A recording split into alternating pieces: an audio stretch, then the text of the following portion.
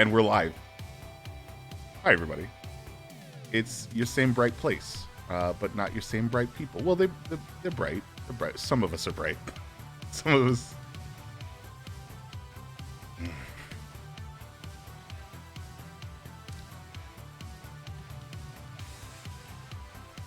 Welcome to the Reclaimers.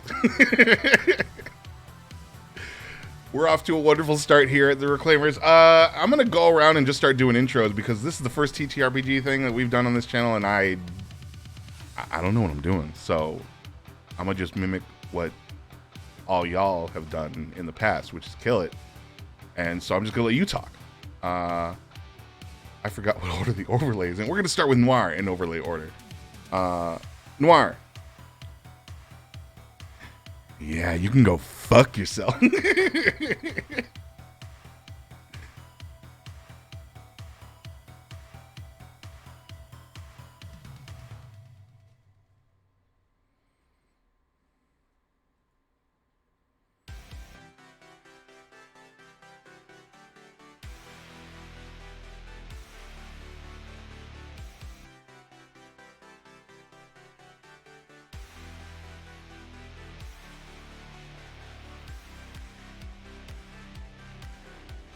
Sarah, you are joking. Noir is muted for streams. They didn't hear any of that. Whoop. Why can't they hear you?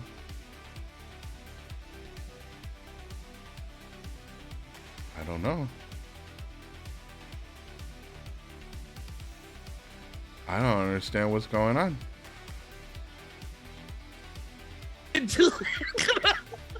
Oh, they heard that.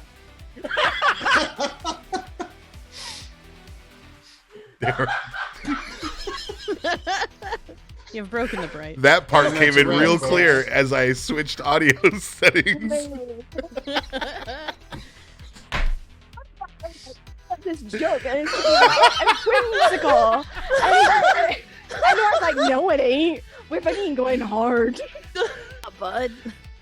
No, wow, that's plus 5 XP right there. Because I killed my career. Hi, everybody. I'm Noel. You can find me all over the internet as Noir Enigma. That's Twitter, Twitch, YouTube, TikTok, and Instagram. Today I'm playing a ASMR rogue by the name of Virgil. He's interesting. The opinions expressed by Noir Enigma are not that of Noir Enigma. It should not be taken seriously. Moving right along. Sarah. That's me. Hi, hello. I am Wiener, Franco. wiener. We're doing this now, I guess. Hi, I'm Osiris Franco. You can find me on Twitch, Twitter, TikTok, all of the places at Osiris Franco. Today, I'm going to be playing Etienne Durand, a reforged paladin who has a singular focus, and he's gonna do some stuff, I guess. Hey, Bright, do you want me to tell them that it's you now, or is it Ash? Help! Ash, why don't you go ahead, go first. I love his face right now. Right, I you're love muted. this. Ash, why don't you go ahead, go first, Ash? I mean, sure. Oh boy. Oh God. Hey everybody, it's your girl Ash. I go Ash and Rabbit here on Twitch and all over the internet. Today I will be playing Yvain Nui, a human cleric / druid, but cleric's not the word we use. We'll talk about that later. Ooh, a secret. Hey Josh, why don't you introduce yourself to the internet? Sure. I'm Josh. I'm kind of running this thing. You can't find me anywhere. Don't try to find me. Please don't. Please don't. Yeah. Let's do this. And if you're here, this is par for the course. And then no introductions are needed. Hi, welcome back, I guess. We're gonna take a quick break while you watch this intro video. And then we're going to dive right into story so that I can get out of this character forever. Oh no. Oh no. Let's start the Reclaimers, everybody.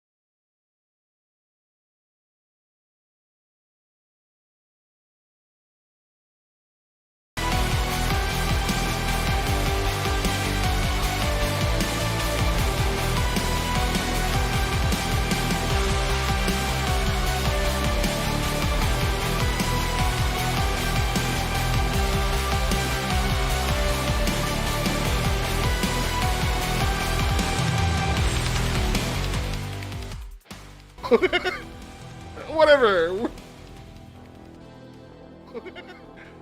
Whatever. We're back.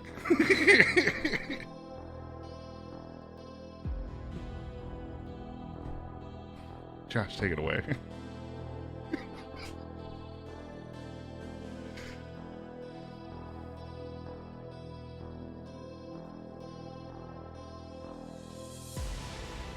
You four wonderful people have not seen the sun, which is a lovely way to spend a month. I think you'll all agree. You're not unfamiliar with periods of extended darkness, being children of Ismi all. While there are legends that speak of a now lost mother world whose, let's say, cycles were more appropriate to, more expected, we could say. You have only ever known the world of Ismini, whose sun rises and takes 3 long days to cross the sky, remains below the horizon for 3 days more, and it all starts over again. But even for you guys, a month without the sun is a bit trying.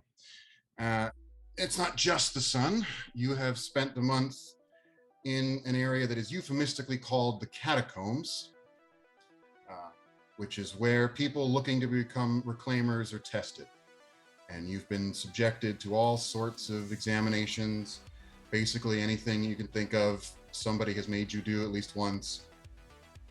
But you've started to gather that the real purpose of all this was basically just to isolate you in the dark for a month and see if you could handle it, see if you could lose your marbles.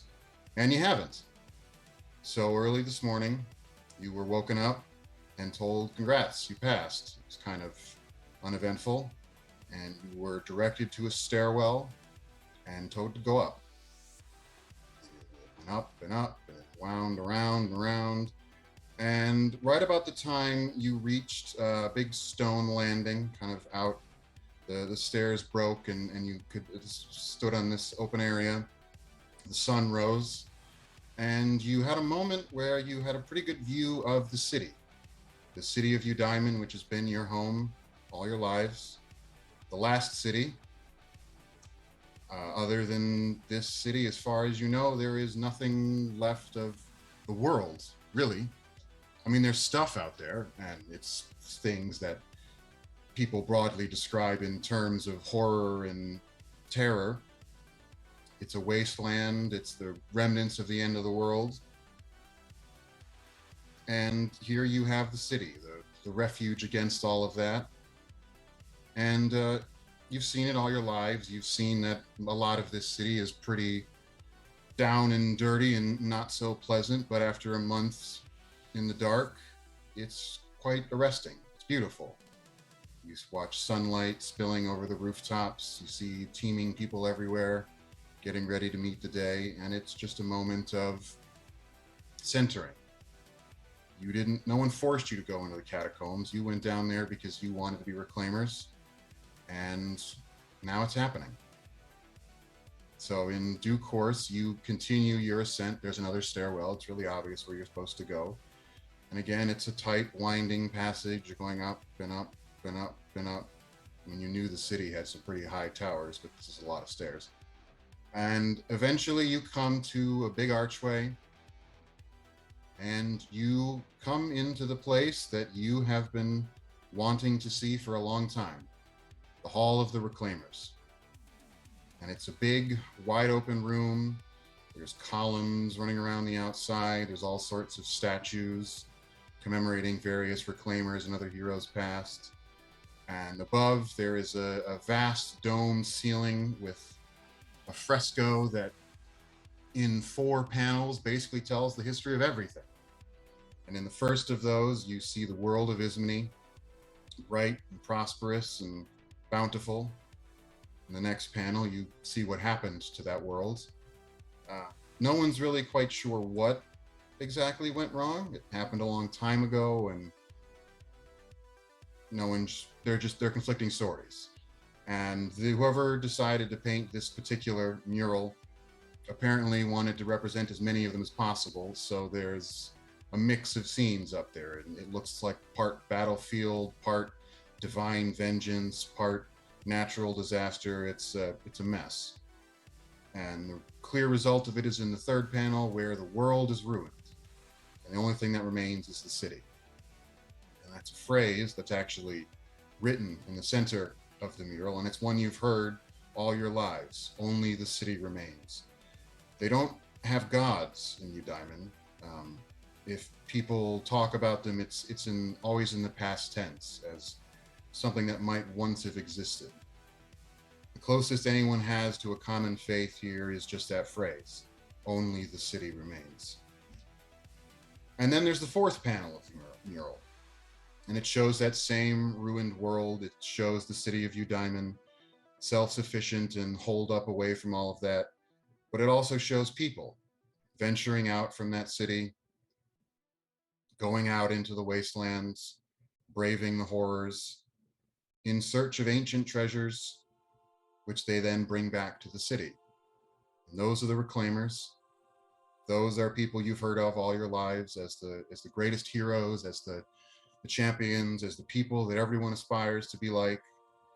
And it's those people that those ranks you are looking to join that's brought you here today. And further down, more ground level, the hall's not empty. You see other lances of Reclaimers moving here and there. Some of them have the look of grizzled veterans. They're kind of staring off, and you can tell they've seen some shit.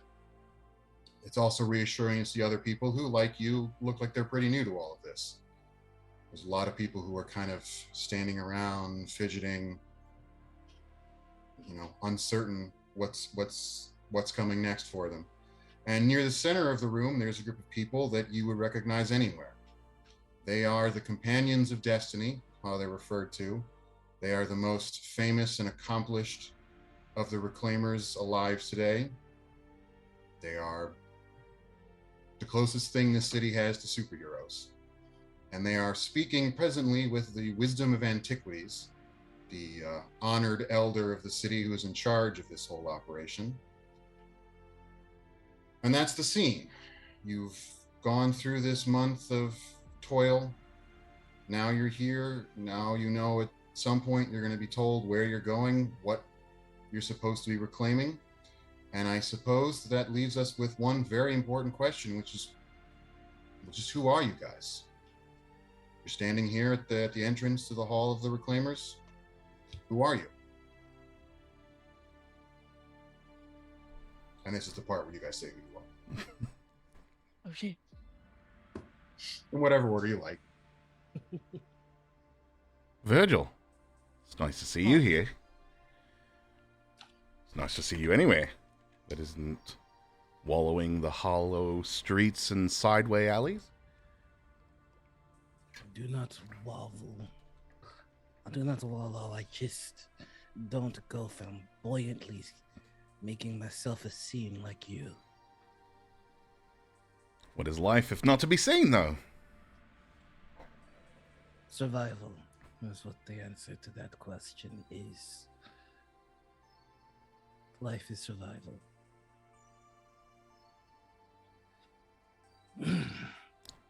Dour as usual. What brings you into the hall? Why do you always feel the need to ask so many questions? Just curious. Stories are fun, pass them along. You never know when gold is never going to be as valuable as it is now. Stories. Those always had value.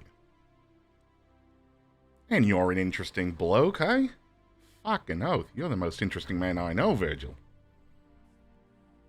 The secret to being rich, as I hear, is to acquire without sharing. So, I will acquire gold and stories, and I will keep both my gold and my stories to myself if it's all the same to you.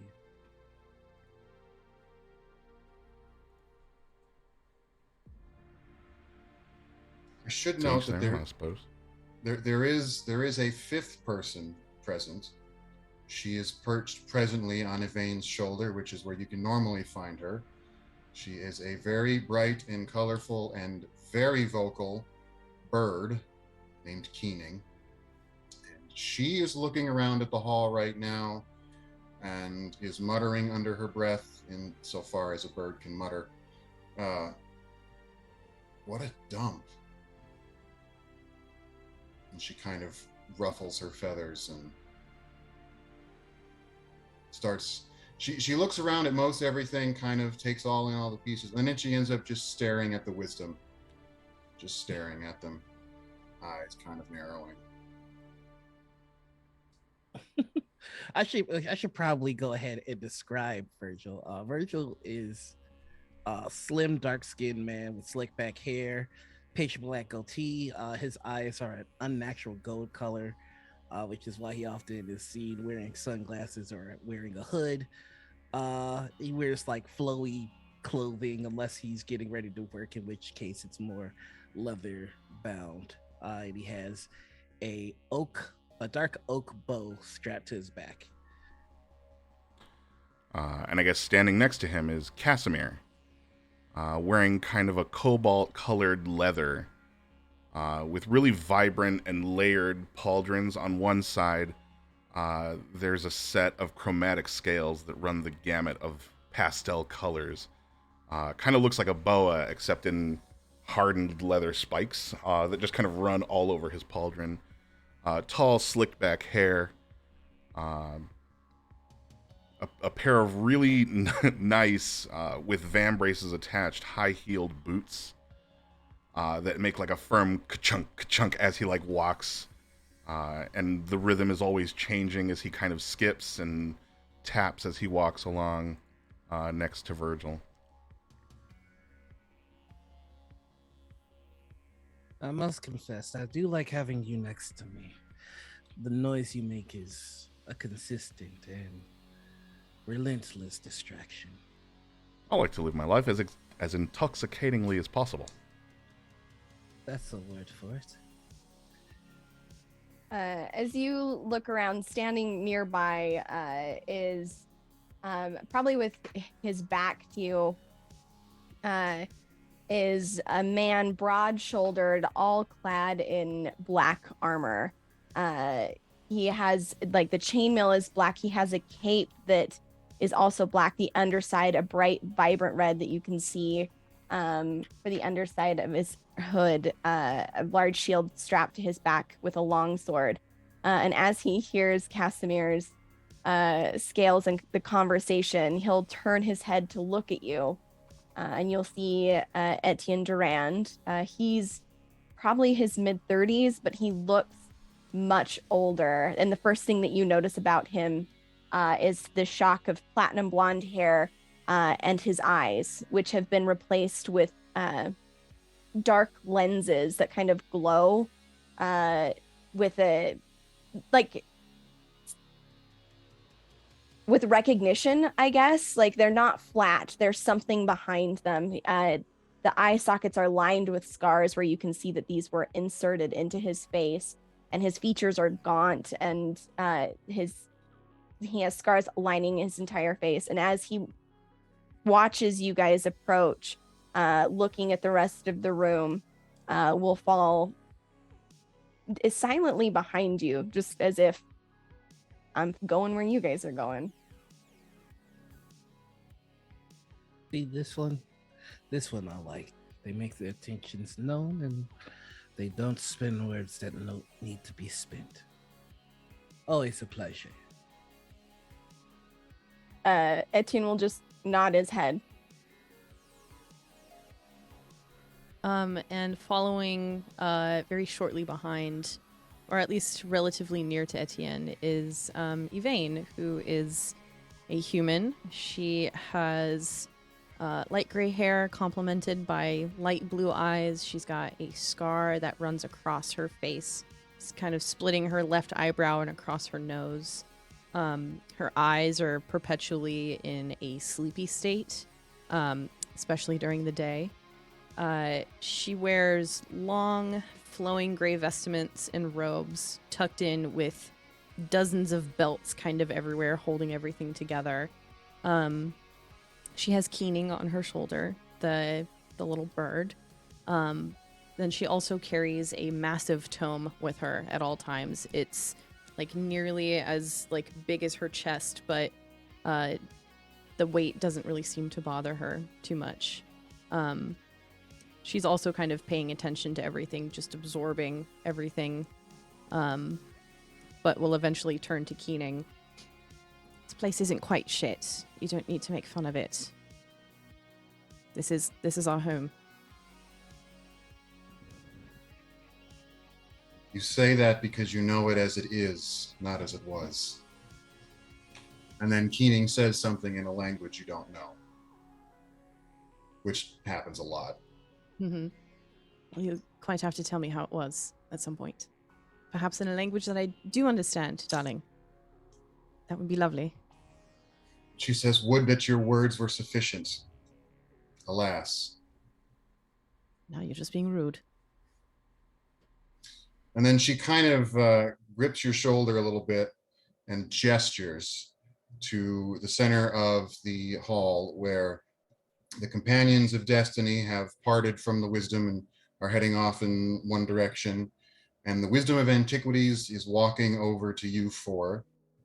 Now, the wisdoms, you haven't seen many of them in your lives, but you've always heard about them. They are, the city of Eudaimon is nominally a sort of oligarchical republic. They're the sort of wealthy citizens. There's a council they sit upon, and they elect people to positions to govern the city. But on top of all of that are the wisdoms, who are, well, no one's really sure exactly what they are. They don't look like precisely like any recognizable race. They're very tall, they're very thin, they're very pale.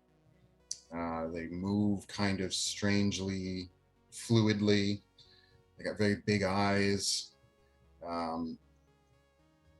Some of them look like they might once have been one race or another, but it's hard to say. But everyone knows that they're the real power in Eudaimon because they're the ones who know how to keep all the various arcane devices working. They're the reason the city is alive. And there's not many of them, and they're all known mostly by their title, the wisdom of this, the wisdom of that. And the wisdom of antiquities is in charge of basically everything outside the walls and in charge of sending out the reclaimers. And so you've not met this person before, but they walk over towards you and their thin lips part in a unexpectedly large smile. And they say, "Hail and welcome. I am Elivastrian, Wisdom of Antiquities. I greet you as the heroes you are, and I welcome you to this most noble of endeavors. Of all the teeming multitudes to fill this city, it is such a precious few who are willing to take risks for the betterment of all. And I salute you and your boldness." And they kind of fold their long fingers in between each other, and it has this long flowing robe with really big sleeves, just kind of swallow everything up, and then they stand there still as a statue, just looking at you with these big eyes that aren't blinking. Casimir leans over to Virgil, and with eyes like that, our armored friend won't feel so alone in the group no longer. Hello, Wisdom, and it is a pleasure to meet you as well. I am Casimir, and these are my new friends. Behind Casimir, Etienne's like eyebrows like sink into like a furrowed like, oh great. Yeah, after saying that, the wisdom blinks once, and that's the only reaction. A very single, slow, deliberate blink. Is there like protocol when interacting with the wisdoms? Like, I know we've not met any of them, but would there be some sort of a phrase, or do you bow? You know what I mean? Yes, there isn't. And as far as anyone's ever told you, and all the various people who were examining you and testing you down in the catacombs, and the ones who sent you on your way this morning, they mentioned that you'd probably meet the wisdom of antiquities, and their advice was basically just try not to say anything too stupid. That and from what you've been able to gather, there's not an official form of address or honorifics you're supposed to use, because those kinds of things are for regular people, and the wisdoms are above all of that. They're held in such a sort of esteem, and they're placed in such a rarefied category that you're basically you're supposed to be awed, and you're supposed to not really have the words to say because they're the wisdoms. Etienne's going to look at the others, kind of sizing them up quickly before turning to the wisdom.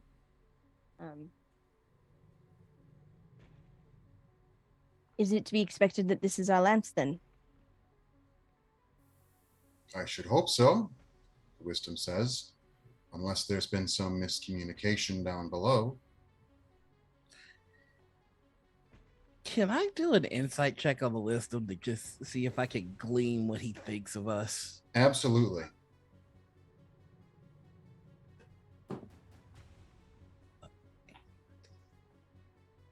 $25. 25. Okay.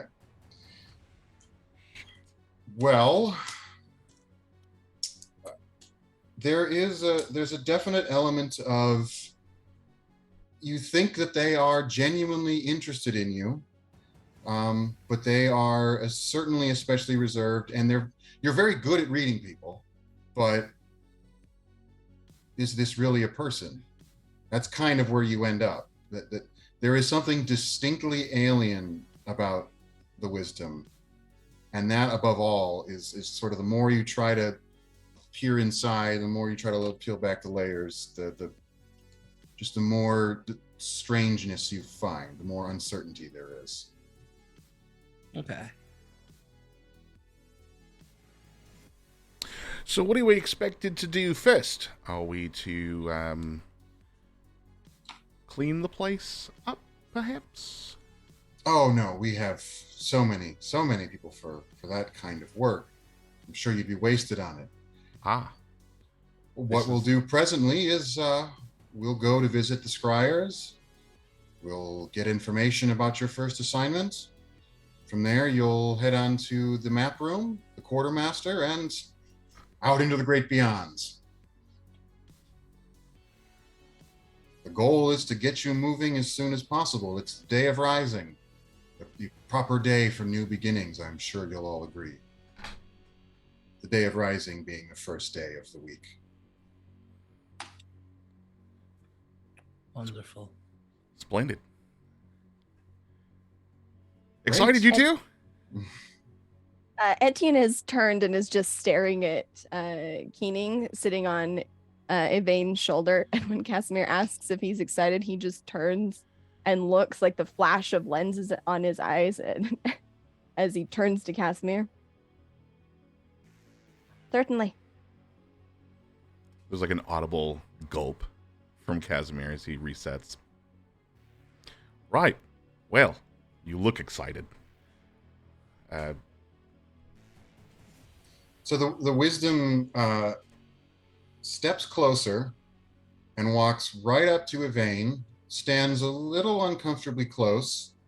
And again, the wisdoms are very tall. This person is like, I don't know, 7.5 feet tall. So they bend forward until they are looking, keening eye to eye. And for a second, they're just staring at each other. Vane's like leaning out of the way, just like hoisting her shoulder up. Yeah. Okay. And then the wisdom says something in a language none of you know. And Keening responds in what sounds like the same language. And then the wisdom straightens up, turns, and starts walking and beckons you to follow, and says, "An ether falcon. I had no idea there were any still around. Marvelous." And starts just leading you across the hall. And on your shoulder, Keening is gripping very tightly. I'm going to need to place a belt there. It's quite painful. As I told you, you should have gotten a glove. Perhaps when we return.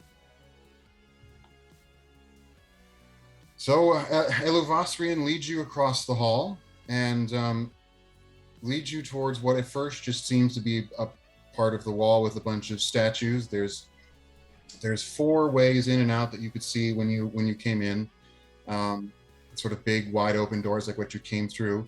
But Eluvasrian is leading you towards what appears to be just wall with a bunch of statues. In this case, they're leading you towards a statue that depicts 2 characters in the middle of some kind of fight, blades bared, and right before they're about to seemingly stab each other. And with a wave of their hand, the statue just disappears. And now there's a door there. And Eluvasrian walks on through into a dark chamber, which is very, very warm. Or the air coming out to you is very, very warm. Etienne's gonna follow behind with everyone and use the opportunity as we're walking. The name is Etienne, by the way. Etienne Durand. Aye. He nods at Casimir. It seems this lad has enough words for all of us. I reckon I needn't be wasting air. That's just an impression I get, though. Do you like stories? Aye. That I do. We're going But to get only along from just skilled- fine, Etienne. Skilled storytellers, that is. And he looks over to Yvain. Looks like you might have a story or two, particularly about that bird. A bit. I like ends of stories. Find them compelling. Interesting. Our wise friend seems pretty keen on your keening. Bet there's a story there.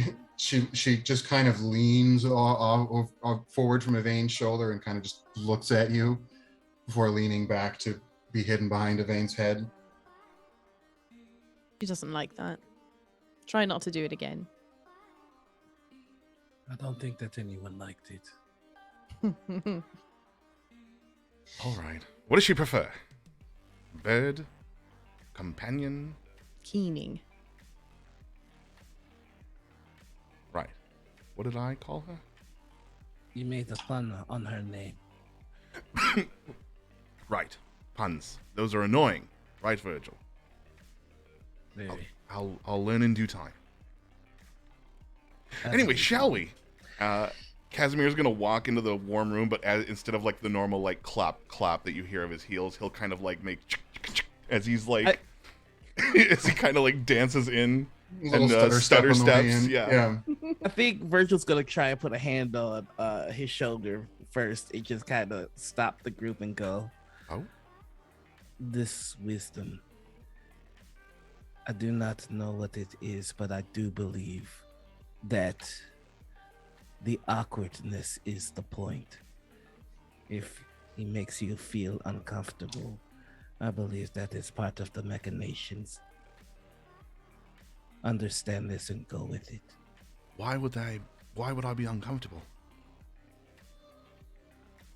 So right at this moment, you all feel a sudden, gentle force at the small of your back, pushing you towards the passageway to go into the room. Oh. And if you don't go, Tickles. it's going to push again, a little harder.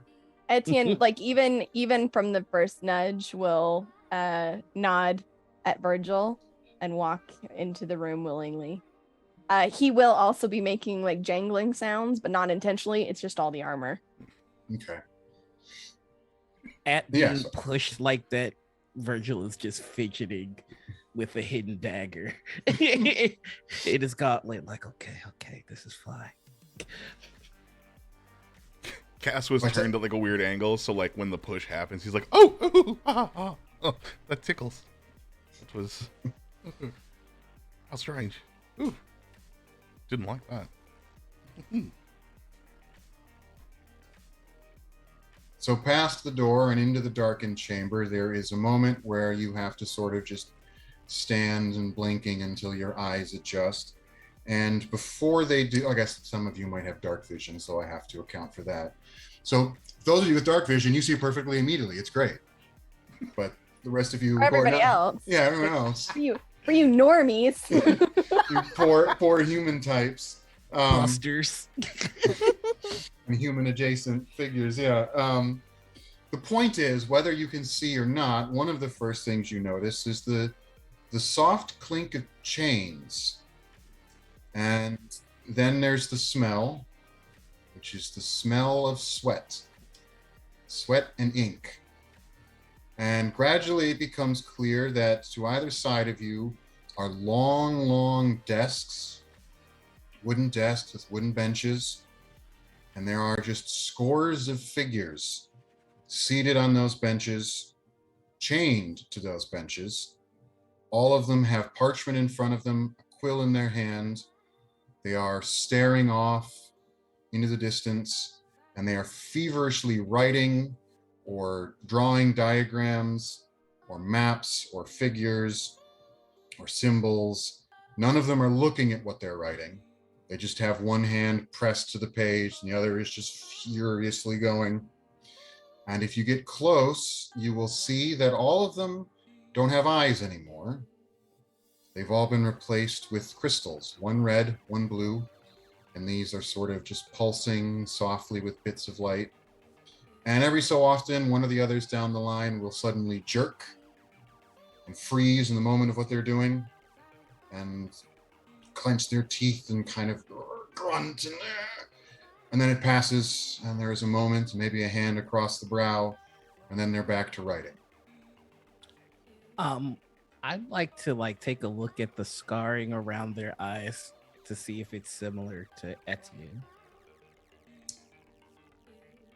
Yes, although this is so Etienne, there is scarring around the eyes, but all of these people, there's a lot less of it. So whoever took their eyes definitely had a firm hand. Okay.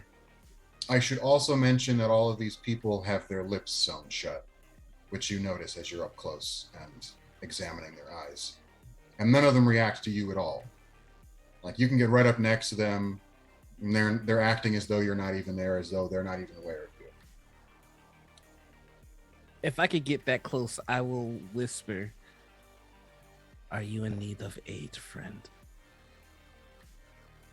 There's no answer. But you could try an Arcana. I'm gonna try that with my whole +1. And, in fact, anybody can try an Arcana if they'd like. Oh yeah. Oh yeah, I hope you ready for this. This 3 that I got with my +1 is a 4.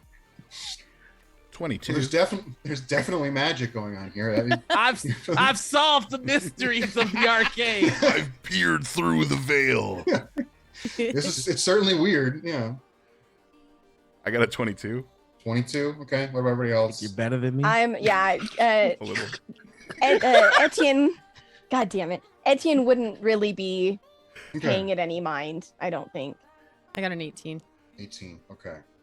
And I forget what your specific level split is, but does Yvain know clairvoyance?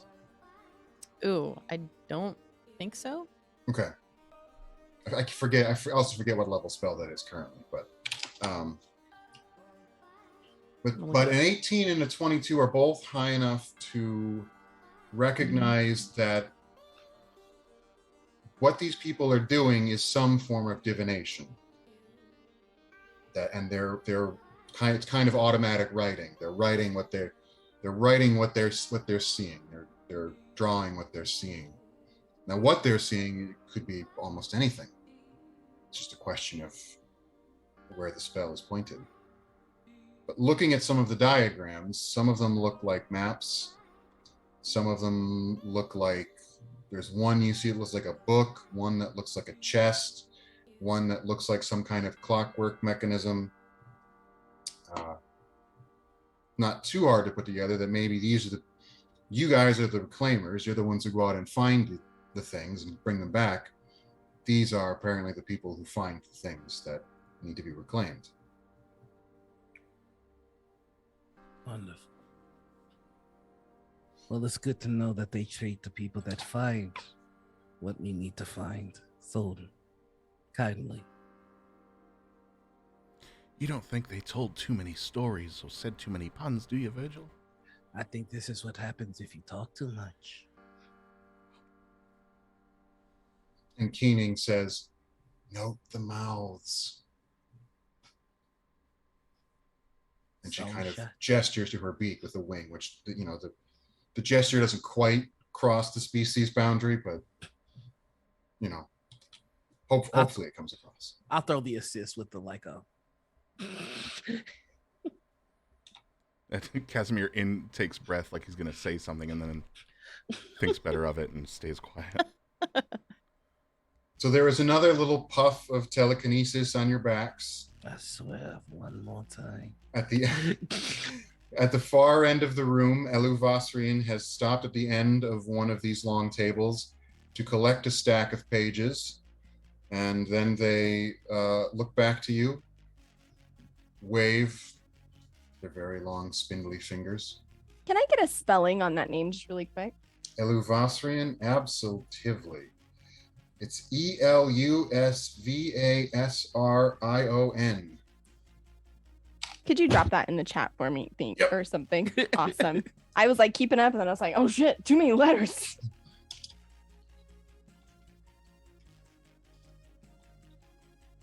It's not gonna be on the test, is it? It's gonna be on the test. There will be a pop quiz. Etienne is he would have taken a couple of steps in front of the party and stopped to watch them observing and would turn on a heel and confidently stride up to the wisdom. Yeah, so at the other end of this chamber, Elu Vossrian waves their hand again, and there's another opening that forms. And I should mention, the one behind you, as soon as you were through, it closed up, and it was a solid wall as far as you can tell. And Elu Vossrian walks through this new opening, and you can see sunlight streaming through. I imagine you're not going to linger over long in this delightful chamber here. Nah, I'm going to where that sunlight is, baby. Yeah. Etienne kind of like, there's that moment of like, oh shit, the sun, like be cool, man, be cool, as he steps through and is looking forward to feeling that the sun on his face. Yvain looks noticeably more tired and tries to shield herself from the sun. Okay, so you pass out of the scrying room, and you enter a chamber that is much more pleasant. It's just you and the wisdom in here. It's a pretty big open room, and the far side of it is all windows. Looks to be a single giant pane of glass. It's like 20 feet high, 30 feet across. It's absolutely massive. And it faces east, so the sun is still low in the sky, so sunlight is just streaming through. And the center of the room is dominated by a gigantic table that you quickly realize is not just a table, it's a map. And it's a sort of irregular but broadly circular figure. Dead center is the city of Eudaimon itself. It's on this map. It's basically it's mostly just the walls that are represented, and then a few towers. It's not a detailed map of the city. And then outside is this 3D map. So mountains are built up, and there's little trees and things. It's, if the Wisdom of Antiquities is a secret war gamer, then this would all make a lot of sense. Or a model railroader, which is, even cooler. There is a cutout in the table so that the Wisdom can walk right into the center and stand right beside the representation of Eudaimon. And they gesture for you to come to the edge of the table, and they spread their arms, and across and at the vast table it says, "Behold the world in all its benighted glory." Now, you haven't seen much of any of this before. Mm-hmm. You haven't left the city before, and all anyone ever says about it is that it's bad, that it's the wasteland, it's full of monsters and monstrosities, and the fabric of reality is warped and twisted, and it's just a bad place. Don't go there. Why would you ever want to go there? Let's stay inside here, the walls where it's safe. So this is the first you've really realized that there are areas to it. There are parts of the map that are labeled. There are clearly different areas that are demarcated. There's a range of mountains that are north of the city. There's wetlands off to the east. There's all sorts of different areas. And you also realize as you kind of get closer and look at it, get a better angle on it, that there is a little glowing orb on the side of the table, and you realize it lines up exactly with the sun outside, so that this little model of the world has its own sun that is making its slow ascent over the map. This thing's the world? In a manner of speaking. Casimir peers closely at it and kind of taps on it with a knuckle. Smaller than I thought it'd be. They often are. And so Eluvasrian gestures with a hand, and the representation of Eudaimon starts glowing. And they say, "Here, of course, is our beloved city, all you've ever known. Now it's time to leave it behind." And they gesture, again, sort of more broadly, and now an area around the city starts to glow. And this, admittedly, you've all been inside the city the whole time, so any kind of non-urban environment is weird to you. But this looks still kind of normal-ish. I mean, there's grass and trees, and there are rivers, and from what you know of what the world looked like before everything went wrong, this looks more or less like things are supposed to. And it's labeled on the map as the Hinterlands. And then Eluvasrian gestures again, and a new part of the map further out, this is to the southeast of the city, is illuminated. And this is just a big open stretch of kind of dull yellow white, and it's labeled the Salt Lands. And going further, another section is illuminated, and this is this dense, hard-packed area of green. It's weird. It almost looks like an incredibly dense tangle of vines. Although at the scale of this map, that wouldn't make any sense, because each of those vines would be like dozens of feet wide. And this is labeled the garden. And with another gesture of their hand, Elevasrian causes a line of light to illuminate. And it runs from the garden all the way back to the city. And they say, and this is your path, more or less. You are tasked with venturing through the hinterlands, across the salt lands, entering the garden, and there locating a place known only as the final resting place of the Blade of Endings. Within those depths, you will find this. And they raise a hand, and an image appears above it, and it's an image of a book. Doesn't look like a particularly special book, as far as you can tell. It's leather bound. It's got kind of a locking mechanism.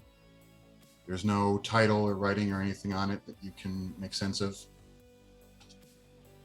And that's one thing I should point out, is that until now, no one said what exactly you were going to be reclaiming. And in fact, when people tell stories about the famous reclaimers and the legends they've gone on and all their great journeys, no one ever really talks about what exactly it is they bring back. It's all very vague. It's just, stuff that we need.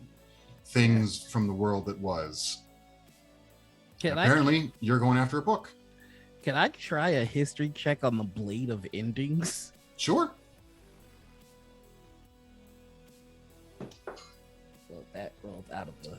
I think Yvain would be interested in that too. And actually, I got Virgil, an 18 total. Let's say Virgil gets advantage on this one. Ooh. Okay, Shit. that's even better. That'll be 21. 21. Anybody else? Yeah, I'm gonna go for it. 9. Okay. Damn it. Sorry, you've not heard of it. And I helped. It's fine. I was there. The name I is was Medalist. present. I was present. Virgil, you have heard of the Blade of Endings. What you've heard is that this was one of the relics who were carried by the Glaives, who were the hand-picked soldiers of the Archon back during the world that was. The rest of you may know, well, again, you may not know what most of that means, even if he told you, but Virgil has some idea of the significance. So, yeah, there you go. So we have to recover this book and the Blade of Endings, and it would then be given to you, I presume, correct? The blade is of no concern if it even exists. It's a name on a map. It's a name from an old book. We are unconcerned with it if it does exist. Anything else you find out there is yours to keep. The book doesn't appear to have a title. Is it called something? Yes. What's it called? That's not terribly important.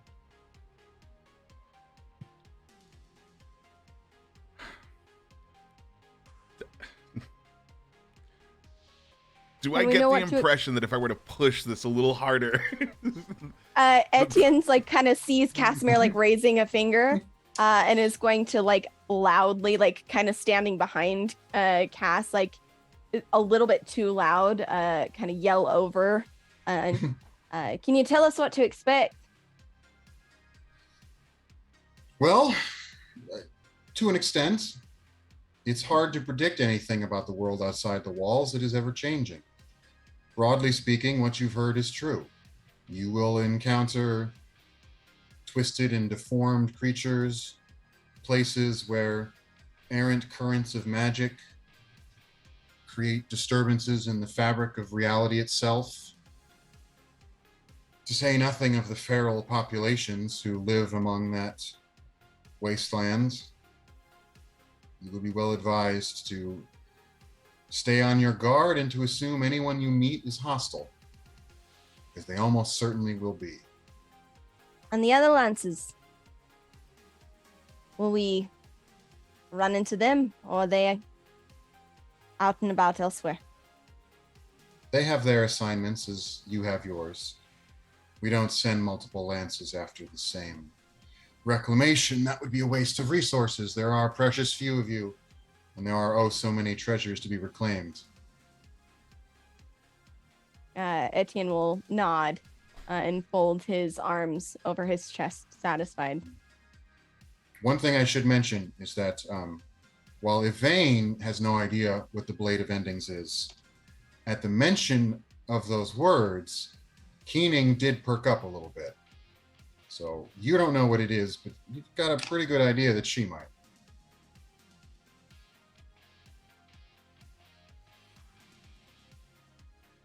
Any other questions? Elevasrian says. You know what helps me when I need to find something is to know the history of it. Perhaps if we knew who these items belonged to originally, it might make our jobs a little bit easier. A fair point, Elevasrian says. This tome belonged to a learned master of the old world. They were wise and knew many things. Their knowledge would be of great benefit to the city. What was the name? Their name is lost to the ages. Yvain's going to look at Keening to see if they have any reaction to this. And I was going to see if I could do an insight check to see if I've detected any kind of lies here. Go ahead, you can do that. It's fine. Keening is looking over the map and sort of studying parts of it. And she hasn't really been looking at the areas where Eluvasrian's been directing your attention. She kind of has just been looking over the entirety of it, kind of going bit by bit by bit. And I'll let you do an insight check to see if you can figure out what's going on inside of her little bird head. Okay. I got a 15 to figure out what's going on inside this weird alien dude's head. Well, he's still a weird alien dude, so that hasn't changed. As far as you can tell, he's not lying about this guy's name being lost to history, which wouldn't be that surprising. I mean, all sorts of things have been lost. I got a 14 on the insight on Keening's actions here. Okay. So there is a kind of recognition. You've gotten pretty good at reading her expressions. I mean, you're better at reading, animals than most people anyway. So there's a kind of recognition as she's looking around. But you gather that what she's doing is that, because remember, what she has said to you is that a long, long time ago, she was locked away in what she called a stasis chamber. And then you found her and let her out. And clearly a lot has happened in that time she was locked away. And she's never been out of the city since then either. So this is kind of her first glimpse of the world. Mm-hmm. You've told her things that have changed, and now she's getting a sort of, to have an incredibly terrible pun, bird's eye view of the state of the world. I apologize for nothing. Send complaints to Right Dystopia on Twitter. And she looks affected. I mean, she's having kind of a moment. She's it's almost a it's almost like she's at the wake of a friend, and she's like looking over the casket as she looks at the state of the world. Is it much different than before? More than I believed possible. Is it really that bad? We'll see soon enough. Quick question. Yep. Based on Yvain's background and like her history, does she recognize any of this map? Does anything look familiar to her? So you have some knowledge of what the outside is like, just based on the circles you've been with. So terms like the hinterlands, the saltlands, those aren't new. You haven't really seen good representations of them before. You've known generally that the immediate area around the city is a lot tamer and less weird and wild than everything else.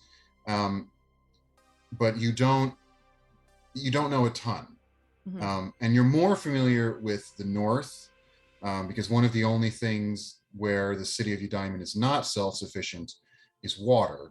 And there are 4 rivers that converge. They're called the Four Mothers, that come from the north, out of the mountains, and then flow into the city.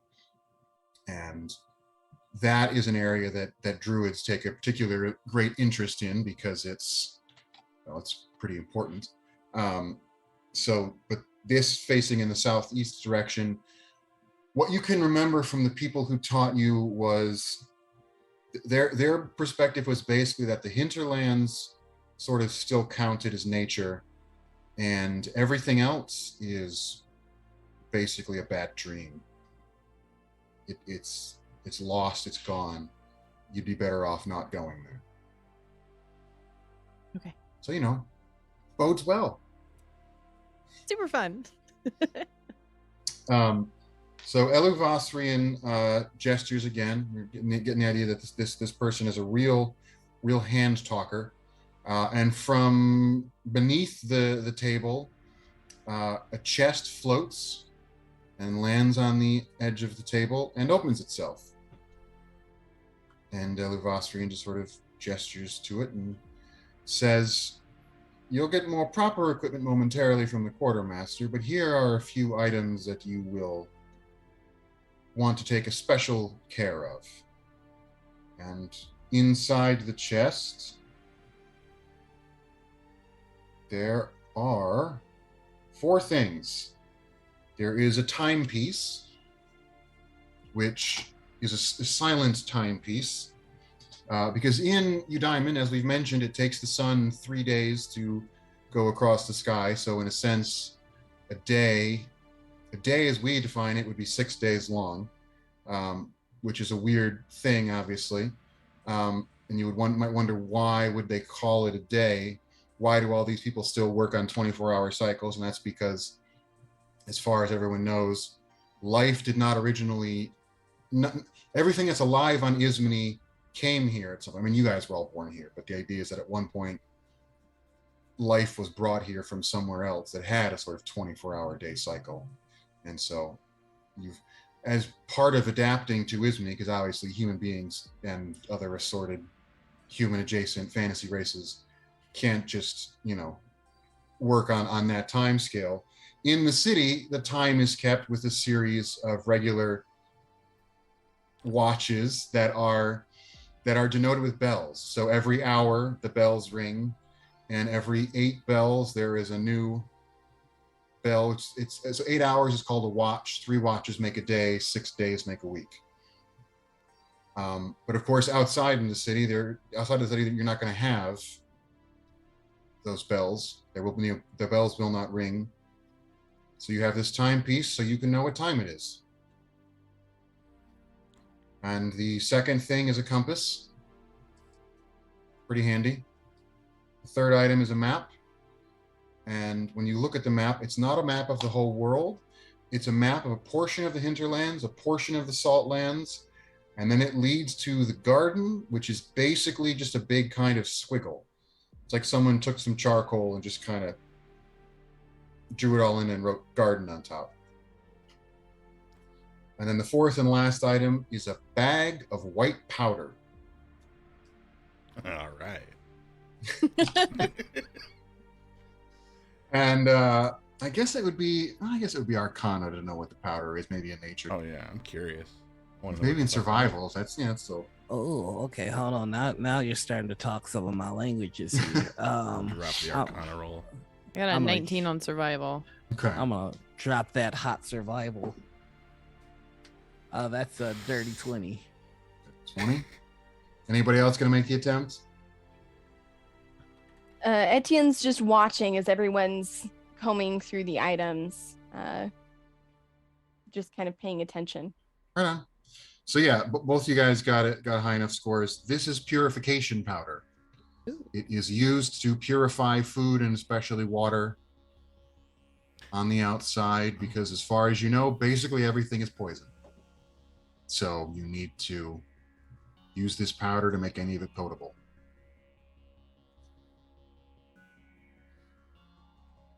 Excellent. And Elevasrine says, well, there's the essentials. Do you have any other questions for me? Do you have a time frame? Sorry, Cass. No, the sooner the better, but however long it takes is however long it takes. We don't really put a deadline on it. We can't really say how long it's going to require because we can't say what exactly you'll encounter out there. Real quick, the map that has the segments, is that presumed to be like the path we're supposed to take? Yeah, so it's as far as you can tell, like comparing the map in your hands to the big map table, it's sort of just a portion of the same, and it's sort of vaguely because so it's not like a detailed cartographical map. Like it's more kind of a metaphorical map. It's like how old medieval maps would be about sort of like the idea rather than the exact dimensions. But it does show you broadly. Here's the hinterlands, and you can see here are some roads, here are some rivers, here are dense groups of trees, then on to the salt lands, which as far as you can tell is just big, open and empty. And then the gardens, which again is just a big smudge on the map. Looking at the map, Casimir is going to notice like the smudged out areas.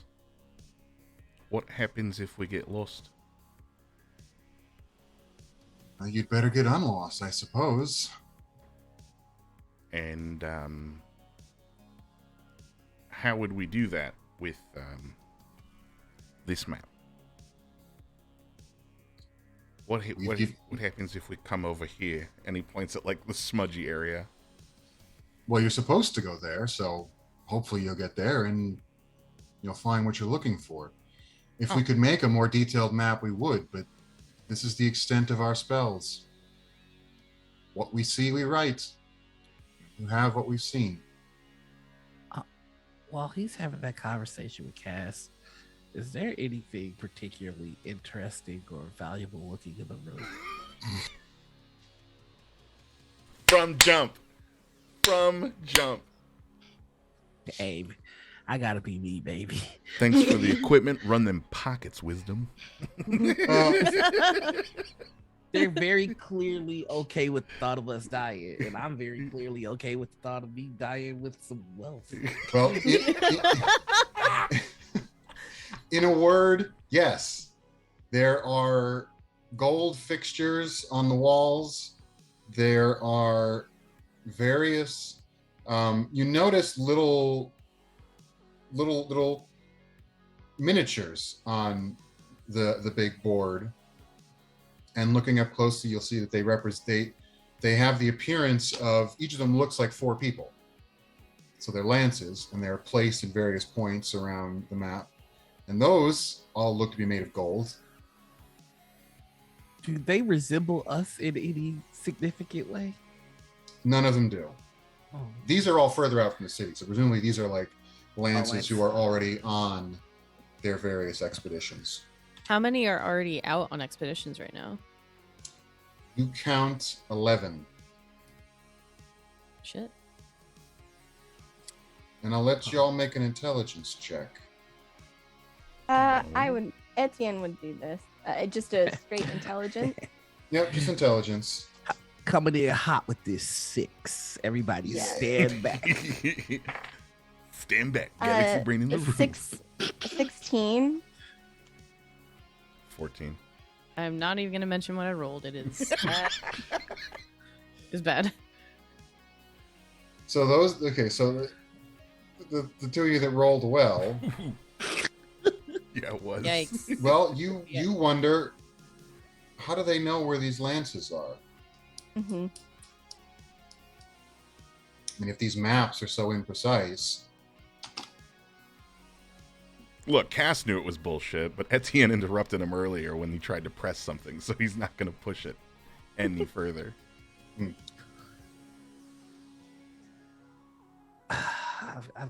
I gotta leave here with the memento. I'm looking for the fanciest writing utensil in the room. Okay. Motherfucker about to steal a pen and Stealing blazing. pens Like, out of the it's fucking- like an engraved pen given to the wisdom by like the other wisdoms after I hope- completing a really important project. I hope I take something that his mom gave him. Hey! Virgil's the kind of dude who goes to the bank and yanks the pen off the chain on the table. Like, Nah, I More- just take all the chains. It's fun you think wisdoms have mothers. mm, Ooh, love Oh. this. Yikes. So there is over by the big windows, there are some smaller desks. Mhm. And each of them has a writing pad on there, and each of them has a fine fountain pen, gold-plated fountain pen. Immediate swipe. Okay. And I would like to use my Ebon mirror to make an illusion of the pen that I swiped in the place that I took. Do I notice? Do I notice as I'm used to Virgil's bullshit? I mean, I guess it would be a perception to notice what he's doing. Yeah. And Oh yeah, it's a 24. 19, 20, 21, 22, 23, 24, 25. I literally, I rolled an 18 and I get plus 7. Shit. That is a good stealth check. So yeah, no, you notice him like walk over, but he's, because obviously you can't just like sneak up, but he's just kind of walk around like he's looking around, just kind of looking out the window and then sort of. All right. I don't know what he's taking, but I know that saunter. That's fair. I Yeah. know that swagger he I gets. will say, I give Cass I just took a cookie from the cookie jar. As I see Virgil like kind of like sliding on over to like a desk, Cass will like walk in the opposite direction and pull out his flute, which is a long, brightly polished platinum key flute, and he'll just start spinning in his fingers, and he's like watching Virgil like out of the corner of his eye, so he's not looking directly at him, but as he spins the flute, he'll just kind of like toss it, making it look like it was just an accident, that he was like twirling it like a baton and then it just flew in the direction away from the desk. Oh, so sorry, didn't mean to. I'll just go collect that now. My fault. So I think that we've gotten everything that we need from here. We know our mission. We've got all of the basics for survival. Is there anything else that you need to tell us? Or are we good to leave to begin our reclamation? And The only thing that remains, Elivostrian says, is for me to wish you well.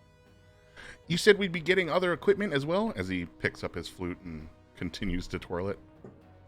Elivostrian gestures, another bit of wall disappears, and it's a pathway leading onward. Through there, they say. Right. Well, All right. Elivostrian stays right where they are, right in the middle of the table, arms folded, not moving really, but just kind of watching as you go and head towards the door, looking at you, not blinking.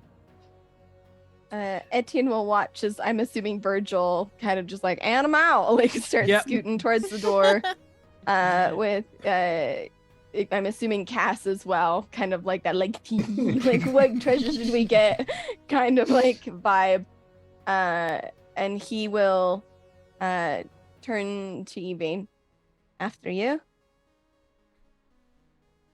You, sir. And then just follow up. And Kurt bow to the wisdom, and we'll walk out of the room. And as the wall is materializing behind you guys, I'm gonna let everyone do a perception check. Oh, shit. Excellent. Ooh, I'm Oh, good that's at a these. dirty 20. Nice. 8, Oof. 25 again. And 23. 13. So everybody except for Casimir Sorry, pal. It be like that sometimes. realizes as the wall materializes that the wisdom wasn't breathing. Oh, ooh, gross. Yeah, So that's fun, you know. don't love that. Neat. While I was noticing him not breathing, did I happen to notice a coin pouch on him? Gosh dang it. No. Okay, just checking. Just checking.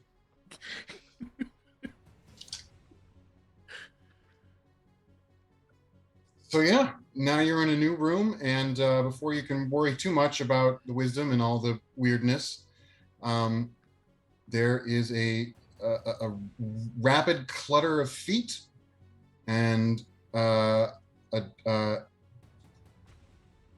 trio of people run up to you, and they are 3 halflings. They run right up to you guys, looking very excited, and clap their hands in excitement and say, "New reclaimers! New reclaimers!" And then they're just kind of looking at you like so excited and so jazzed, just looking back and forth, just like running up and like grabbing at like bits of your armor and your robes, and as if they're just utterly amazed to be in your presence. If you touch me again, it will be the last thing you do with that hand. Virgil. They back Shame away on from you a little bit. I don't like being touched. Oi, kids. Weird. Come close. Let me We're show you not something. kids. Hey. And one of them has a really deep voice. We're not kids. Oh. Christ. Why did you mimic the halfling just now? Oh. It's more like a sound of disgust. It was like, ugh. Jesus. And then they all start. They say, "We are the quartermaster. Oh. We are here to give you all that you need." And the room itself is totally empty. It's just kind of a plain stone room. There's nothing around as far as you can see. But 4 circles illuminate presently across the room. And the halflings gesture for you to go over to them. 3 halflings in a mantle. That's something you don't see every day. Please, step into the circles. Etienne will step forward, dutifully following the instruction. All right. Well, Casimir puts his flute away, realizing these are not children, but spooky children of the corn, and steps in. Okay. Virgil will also step in, but he is primed to like backflip out just in case any sign of fuckery presents itself. Evane will when- hesitantly step in. Okay. When you step into a circle, one of the halflings comes over and says, "Oh, please, only one person at a time." You could have said that before all 3. And then just kind got of in the fucking gestures at circle. Keening. And a Keening flies off your shoulder and lands on the floor. And the halflings look you over and say, "Good. Okay, hold still." And then you are suddenly surrounded in light. You can see absolutely nothing else. You are in a white void of pure light. And in the distance, A voice says, "Speak what you desire, and it shall be yours." Is the Matrix? Is this? I can neither confirm nor deny that for reasons of copyright. Okay. Is this adjacent to a movie in which you are in the net? Yeah, I think Virgil's gonna have a panic attack for a second. Like hearing this voice in his head and the light is like immediately triggered. Like, nope. Mm-mm. I don't know what that is. Is there any other way for us to get things? So if you try to get out of the light, you can't. Wherever you go, there's still more light. And when you talk, no one answers. The voice just says again, "Speak what you desire, and it shall be yours." Well, if this is you, fine. A very nice bowl to get out of here. A very nice bow appears before you. Oh, Shit. a I- fat sack of gold. And just to be clear, at this point, you can say whatever like regular equipment you want, whatever you want to have, whatever you want it to look like, Oh. subject to whatever you could carry. But it also, everyone at this point can pick. You can pick a +1 weapon, +1 set of armor, a +1 shield, or an item which is called a Crown of Memory. And for the record, as you're standing in this light, you just know all of this intuitively. Like the knowledge is just stuck into your brain, which is a little weird when you think about it. What a Crown of Memory does is that when you prepare spells, it lets you prepare another spell. Oh shit.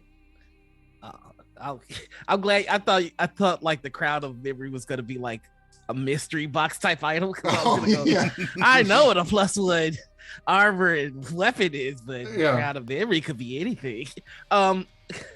Okay. It just makes you relive your worst memories over and over again. It makes you very sad. I should have got the bowl. Etienne is standing in the light, like watching it kind of glow on his hands. And as he sees Virgil kind of summoning the bow and being surprised at it, he'll turn and hold his hands out. The strength to defeat my foes. I wish to have a sword to get the long sword. Sure. And we don't need to you don't need at this point to tell me every single thing your characters are going to have. We can just kind of if you want 200 feet of hempen rope, fine, here you go. It's all yours. Mm-hmm. But this is just we're gonna neatly sidestep the questions of whether you brought a tackle box or whatever. Right. You got it. Mm-hmm.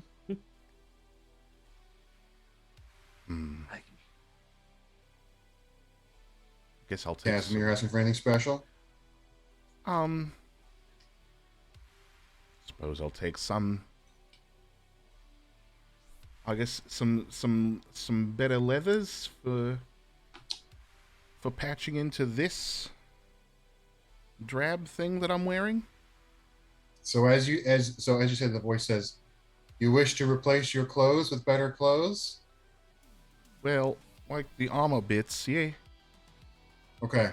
So all the clothes you're wearing just disappear. But I'd like to keep the pauldron. And then and then there's a beat, and just the pauldron comes back. Oh, thank God. And then everything else comes back, and now it's magical. But there was a brief moment where you were flashing the party, so good on you. It's got Not again, Cass.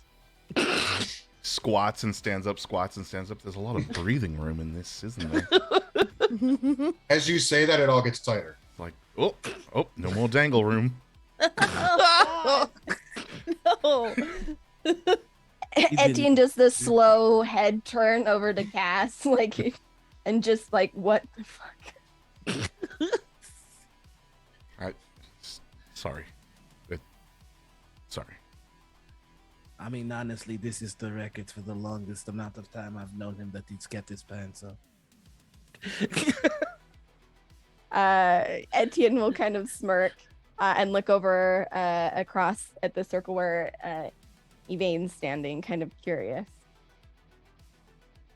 She'll kind of just like, she's still holding onto her book, just desperately clinging to it, and kind of just looks around the void. Can I have something to protect myself a bit more? Like a cloak, perhaps? Don't really like armor. So that would be swell. All of a sudden, from rushing from either side of you, are just rows and rows of cloaks hanging off of racks, just stretching on endlessly, of every variety of cloak you could imagine. Excellent. Right. She'll just kind of like awkwardly grab one. Perfect. Thank you. Thank you so much. Okay. Just toss it on. Basically, I'm looking for a cloak of protection. That's what I'm trying to do here. You got it. Excellent. I caught what you were putting down. Thank you. I had a brief moment where I was like, do those still exist? D&D Beyond tells me that it does, but No, I mean, it's fun. this world, Also, who knows? whether if they don't, I imagine this is in addition to our other like accoutrement that you have given us. Seeing as Keenan is here. Okay, cool. Yes. So the special stuff you had before was like something you acquired before all this and brought with you. This is now stuff you're being equipped with by the Reclaimers. Cool. Which is all the non-magical stuff you can carry, and then the one magical item. Awesome. So yeah, in due course, you have whatever you want. You're all loaded up, ready to travel. You know, whatever that looks like for you, whatever you're after. And eventually, the voice asks, "Do you have all that you desire?" I mean, I could desire a lot of things, like We have a glass of water. A glass of water appears. Amazing. two water skins filled with the finest wine that you have. They appear. A silk robe. Like It you appears. just, I you love just that. see Virgil. Etienne, who's like kind of has taken his sword Mhm. and is strapping it to his side after like watching Casimir's, then like hearing Virgil is just gonna do that slow turn over to Virgil as he's like just listing off a litany of things and like sharply ripe peaches. tug on the belt. It starts as soon as Virgil gets to like two things, it starts to be like perfectly ripe peaches. Oh, and a pitch pipe, a silk robe, and maybe those little cookies they sell in the taverns that are like drawing like a sandy kind of. I would like earrings, but my ears are not pierced. Can you do something with that? A honey mead that has strawberries in it. Earrings appear that just stick to your ears by their own volition. Hell yeah, stick on earrings. But this is just for the sake of comedy. Like what he did get was he got 7 daggers, his bow, a whip, and 3 water skins of very fine wine. If he's gonna die, he's not gonna do it sober. You mentioned before asking for like bags of gold. Did you ask for those? Oh yes, he did. I'd like a nice fat sack of gold. A big fat sack of gold coins appears. This is almost too easy. Etienne would, if it's okay, like all the normal like gear, like, and you can see him just sort of as they appear calmly, like he's kneeling down, packing them away in a certain way that he likes. But he would also request healing potions, one for each of the party members. Is that something that's available? And if not, if it is, like, he would kind of like tilt his head to the side. And if it didn't happen, he would just shrug and continue to like pack his bag. Yeah, when you ask for healing potions, nothing happens.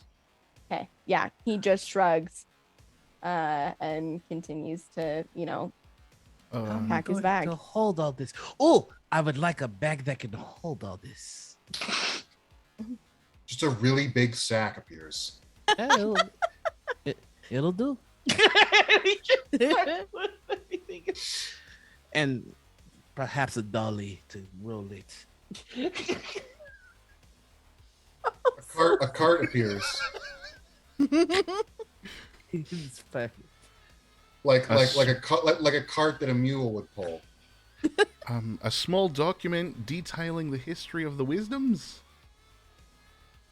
Maybe some stories about them.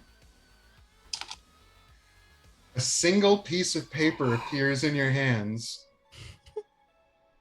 and it says, "They are very wise." Love this. Love everything about this. It's gonna fold it into eighths and then put it in a pocket as a reminder not to fuck around. Etienne at this point has like his bag like all strapped down and is picking it up and will look at the quartermasters.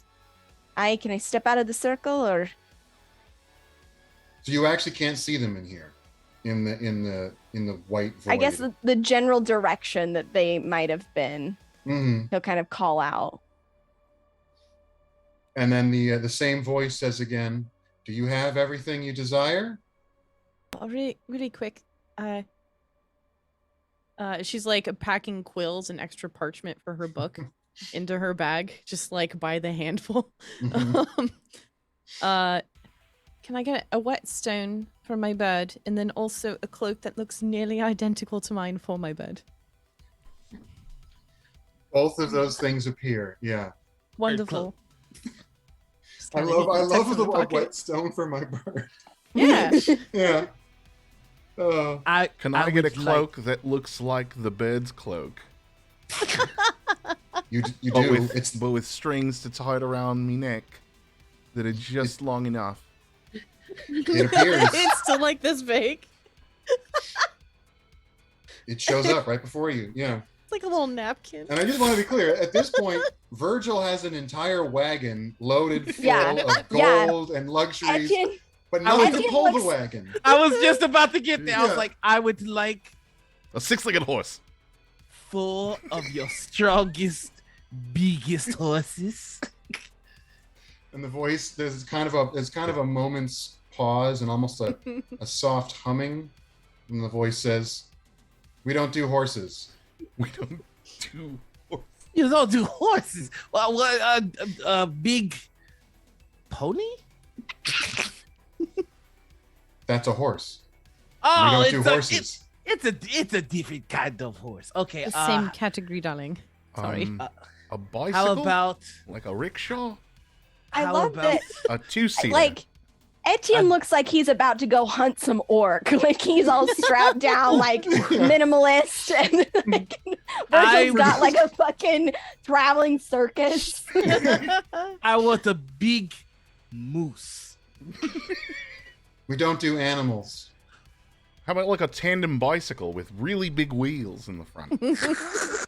Okay, one of those does show up. Can we get it so that it adjusts to the front of the cart that he's using so that we can attach it and pedal? I don't want to pedal is the problem. It says everything I desire. I desire a horse. Don't worry. The voice says, "Do you want something to pull the cart?" Oh. Yes. I suppose that would have been simpler, yeah. And easy. And out of the nothingness, an 8-foot tall clockwork automaton appears. Yo. We should have asked for clockwork horses. We're so dumb. So dumb. And it's sort of it's vaguely humanoid in shape, and it just walks over to the wagon, stands between I don't know what the front bits on a wagon are called. Rickshaw. No. It's the little handles, right? Well, the Whatever, who cares? rickshaw is the thing that's pulled by a person, Whatever. but it grabs the wagon as though it's a rickshaw. I've heard it and both just ways. kind of stands there with bits of the clockwork mechanism continuing to tick and turn over as it just stands there. Can you make his legs into a bicycle? Like his lower half is a bicycle? Stop trying to change my automaton. It's I perfect. just want a bicycle. I've never had one. Get your Virgil, own bicycle. A bicycle appears. but can you make his body into a bicycle so he's like a bicycle man? That doesn't seem advisable, the voice says. No, don't change my man. He's perfect. Fine. Make the Do you bike have smaller everything? for like one person to bike alongside the cart. I just want to Okay, bike. so your bike appears. Do you have everything you desire? Oh, a bike rack for the cart, please. Thank you. God damn it. Stop A rack changing my rack cards. appears on the cart. Immediately starts fastening it. All right. I just throw in some grapes and I'm good. That's everything. They appear Starts to eat in my the wagon. grapes. Yeah. Go to my wagon. I just kind of sit comfortably. This is nice. Yep. So you have everything you desire? Yes. Approximately. Okay, and at that, the entire void just kind of shrinks in on itself, and then you're back in the room. And the white circles underneath your feet are fading. And there's a brief instant where you realize you're totally paralyzed. And it lasts just a second, and then you can move again, and there's a little residual stiffness. Kind Like of, waking from sleep and working unable out to move. the and the three halflings are collectively carrying a big chest, and they walk up to you and they set it down and they open it, and inside are a whole bunch of potions, Oh. and these are little vials, and like this big, itty bitty things, and they point to them and they tell you what they are. So each of you are going to get 6 doses of a potion called Mother's Mercy. So the way it works is you take Mother's Mercy before you do a short rest. And at the end of the short rest, you regain all your hit points. You're cured of all poison, diseases, and other physical maladies. Then you all get 3 vials of Ebon Eye, which is a potion that you drink it. It takes a minute to take effect. And then for the next 8 hours, you get dark vision up to 60 feet if you don't already have it. If you do already have dark vision, it increases by 60 feet for 8 hours. And Beans. last of all, and I should say, the Mother's Mercy is a red liquid. Ebon Eye is a really deep, dark purple. And then you all each get 1 vial of Quicksilver, which looks like Quicksilver. Don't drink mercury, kids. And this is basically a haste potion that lasts for 10 minutes. Shit. 10 minutes. Jeez. And there's your stuff. How many of the Ebony do we get? 3. Three. Thank you. I'm going to name my giant metal man Chris. One of the halflings says, "How do you spell that?" You How do spell you it. spell it? Right. I spell it Justi.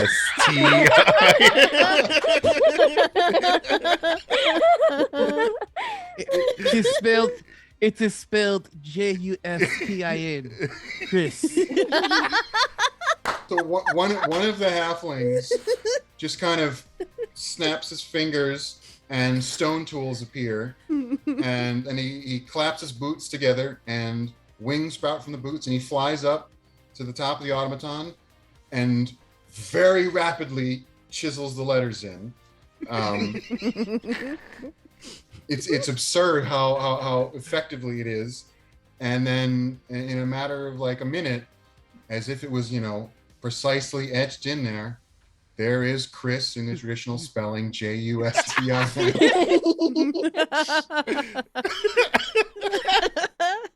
The world can be whatever we want it to be. What a game D&D is. It's got Dungeons and Dragons and spelling errors. It's amazing. We're could've playing it imagined. just as Gygax intended. God damn it. Oh, No, he's spinning from the diversity. So anyway, you're not wrong. Oh Oh, It's sad because it's true. Virgil's just gonna be fidgeting with his gold coins.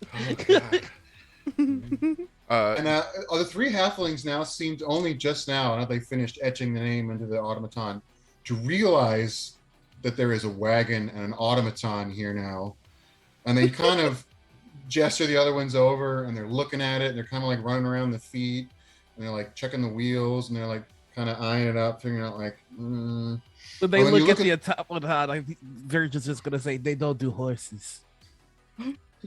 And one of them's like, yeah, we don't do horses.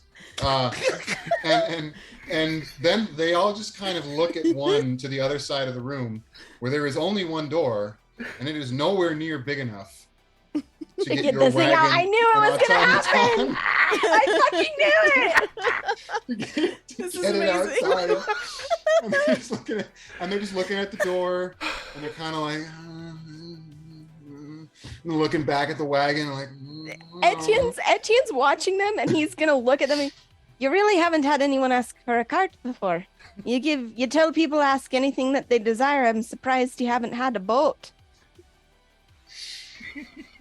I saw how quickly Nobody's you ever carved. wanted one before. I saw how now quickly they you have. carved Chris into that thing. You work fast and you work hard. We will find a solution. I've got so much stuff in my cart. What about my bicycle? Why did you Hell ask for with so your much bicycle. shit? They said anything that I've desired. I have been poor all my life, and I was also going to bring some of it back to the children. I've got so many toys. Yeah, I was gonna donate my Good. bicycle when I was done with it. Okay, fair, but God damn it. Okay. Oh, did you only think about yourself in there? I got a cloak. For you And and one your for bed. your bird. Yeah. Etienne is going to like as they're yelling, just kind of shake his head and go over and stand near the door, kind of leaning against it, arms crossed over with his bag at his feet, and just kind of watch to wait and see how this plays out. Casimir walks up to you, Yvain, and like unties the knots and just goes and steps on the cloak and then turns around. And you hear him just click away back to the cart. So one of the halflings suddenly gets excited and turns together and whispers something, and then all the other ones get excited, and you hear them eventually go, "It just might work." And then they turn to you and say, "We have an idea. Everybody get on the cart." Okay. Oh, I've never been more excited in my life. God. Yeah, Etienne will. TPK. TPK. Yeah, Etienne like shrugs, picks up his bag, and walks over, climbing up into the cart.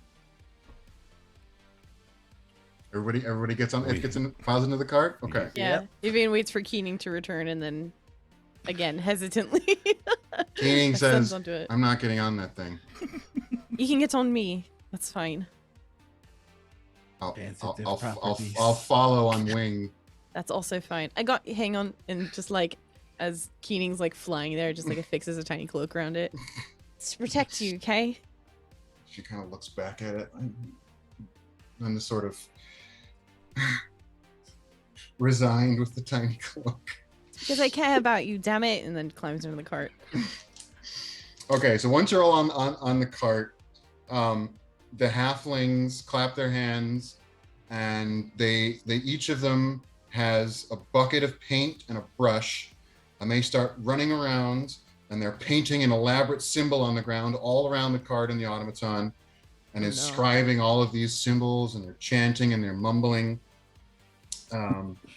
Surely nothing bad can happen from And this. they stand equidistant around when they're done. They raise their hands. They chant very loudly. And then all of a sudden, the world looks really, really big. And the No, they halflings are didn't. really, really big. And Keening walks over, and she is suddenly gigantic. She kind of looks down over all of you and laughs as only a bird can laugh. And the halflings come over and scoop you up into their hands and start walking to the door. Oh my god, that's amazing. It is not exactly what I planned for today, but I am glad that we are able to get to my wagon. Etienne just kind of smiles and shakes his head.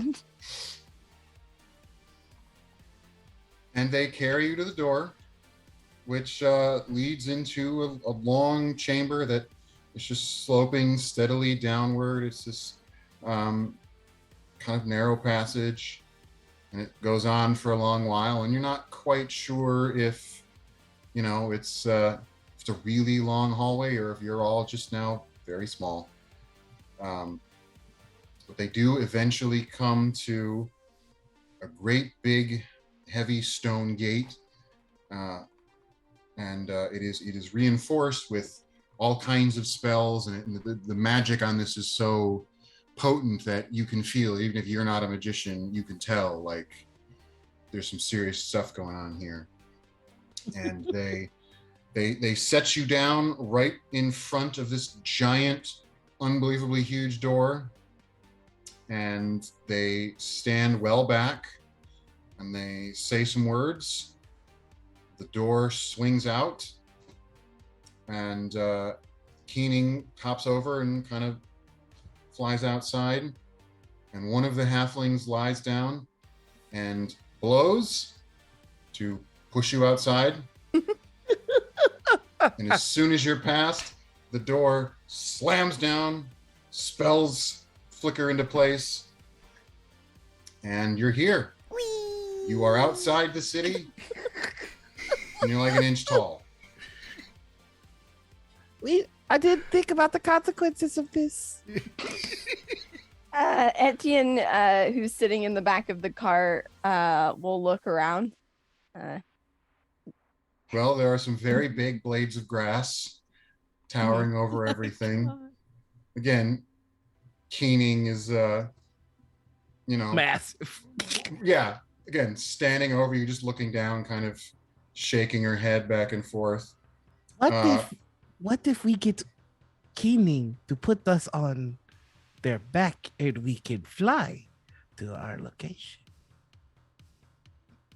And Keening just kind of shakes her head and starts stepping back. And you all start feeling very strange. Oh no. It's a weird kind of disquiet in your stomach.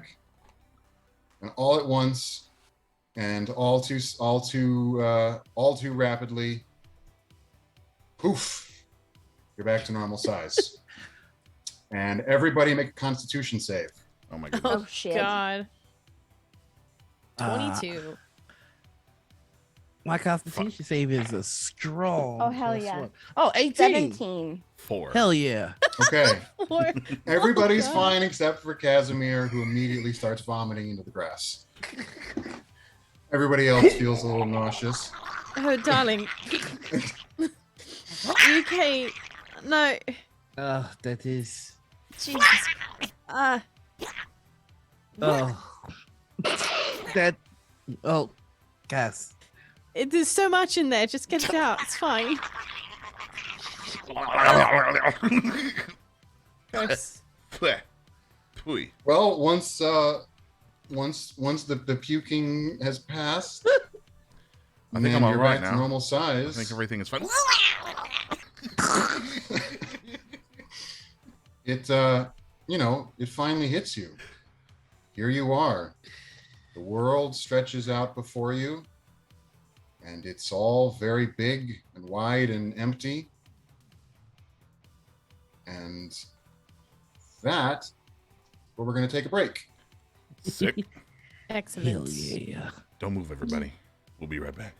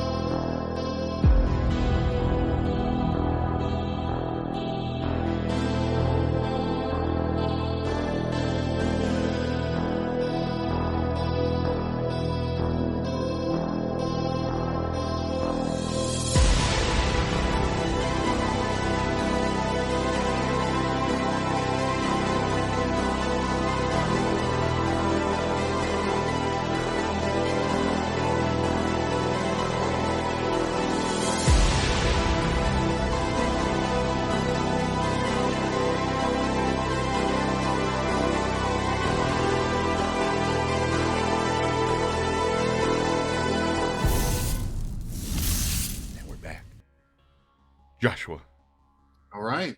what did So do?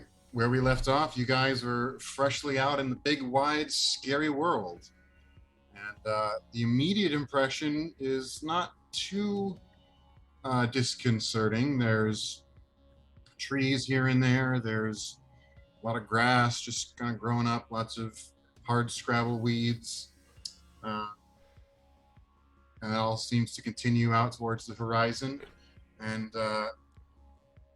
not too far ahead of you, there does seem to be a sort of beaten down path of sorts. And of course, behind you are the great walls of the city of Eudaimon itself, which rise very high into the sky, and it's certainly a moment. So, how are you guys all handling it? I'm telling Chris to just head in the direction of the Sword of Endings, like whichever general direction that is.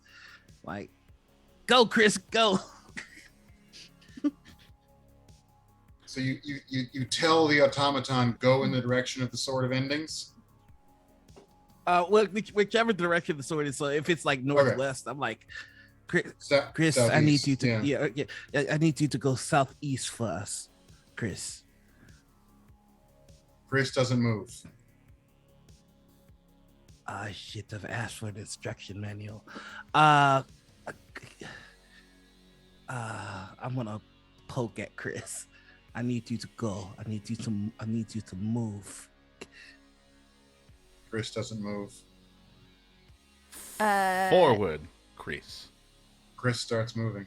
Oh, it's like a deep, One big, heavy, plonking step at a time.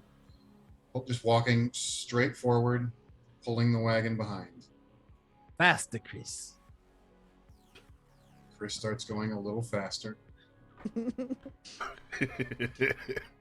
Etienne kind of sighs, and he's going to jump out the side of the cart as it's moving and like start walking next to the cart and call back over his shoulder. I'll see you there when you get, in a week.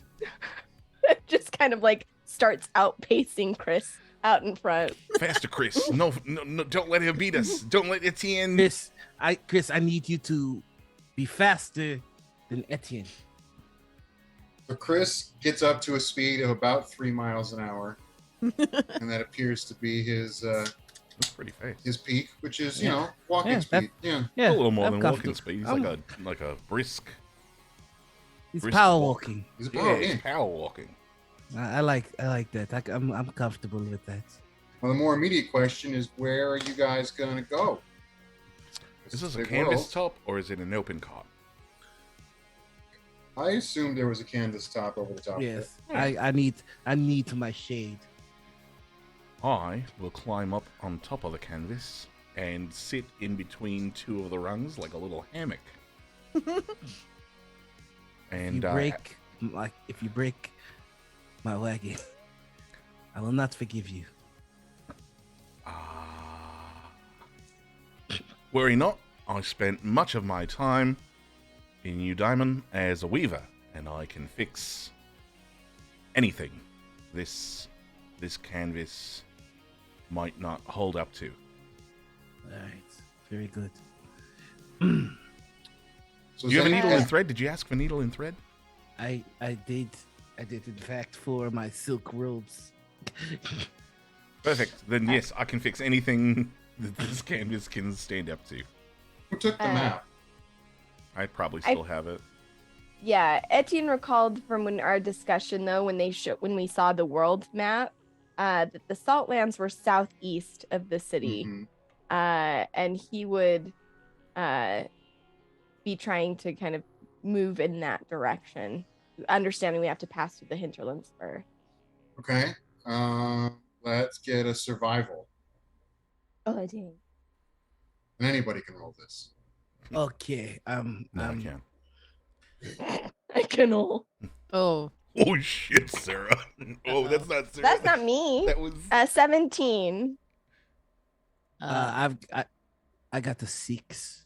I also Cool. got a 6, but it was after because it was a nat 1 plus 5, so yay. I got a 16 plus 1. I rolled a 4 plus 2. I rolled, but I take it back Okay, that's fair. because I'm on the head. Um, I'm not so surviving Etienne this is able to figure out that you have come out the city on the east side. Okay. And so that gives you a general idea of where you need to go, especially once you look at the compass. Hmm. And you can figure out a southeastern heading. And looking at the map and looking ahead of you, you see that eventually there does look to be a road. And looking at the map, you can see that that road goes in the general direction you're trying to go, but it's not super direct. And if you wanted to go sort of due southeast, you would have to go more overland, sort of Okay. through the rough country. So, what are you going to do? Go Go ahead. No, you're good. You go. Oh, okay. I think at this point, Yvain is kind of like not paying attention to everyone else. She has hopped out of the cart. She has kicked off her boots, and she's just like walking in the dirt.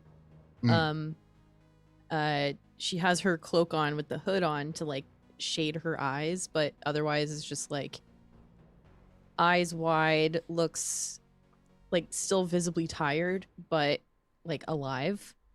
And a bit more like kind of pep in her step. And then she'll just look over to Etienne. Do you know which direction we're to go? And he'll gesture in the direction.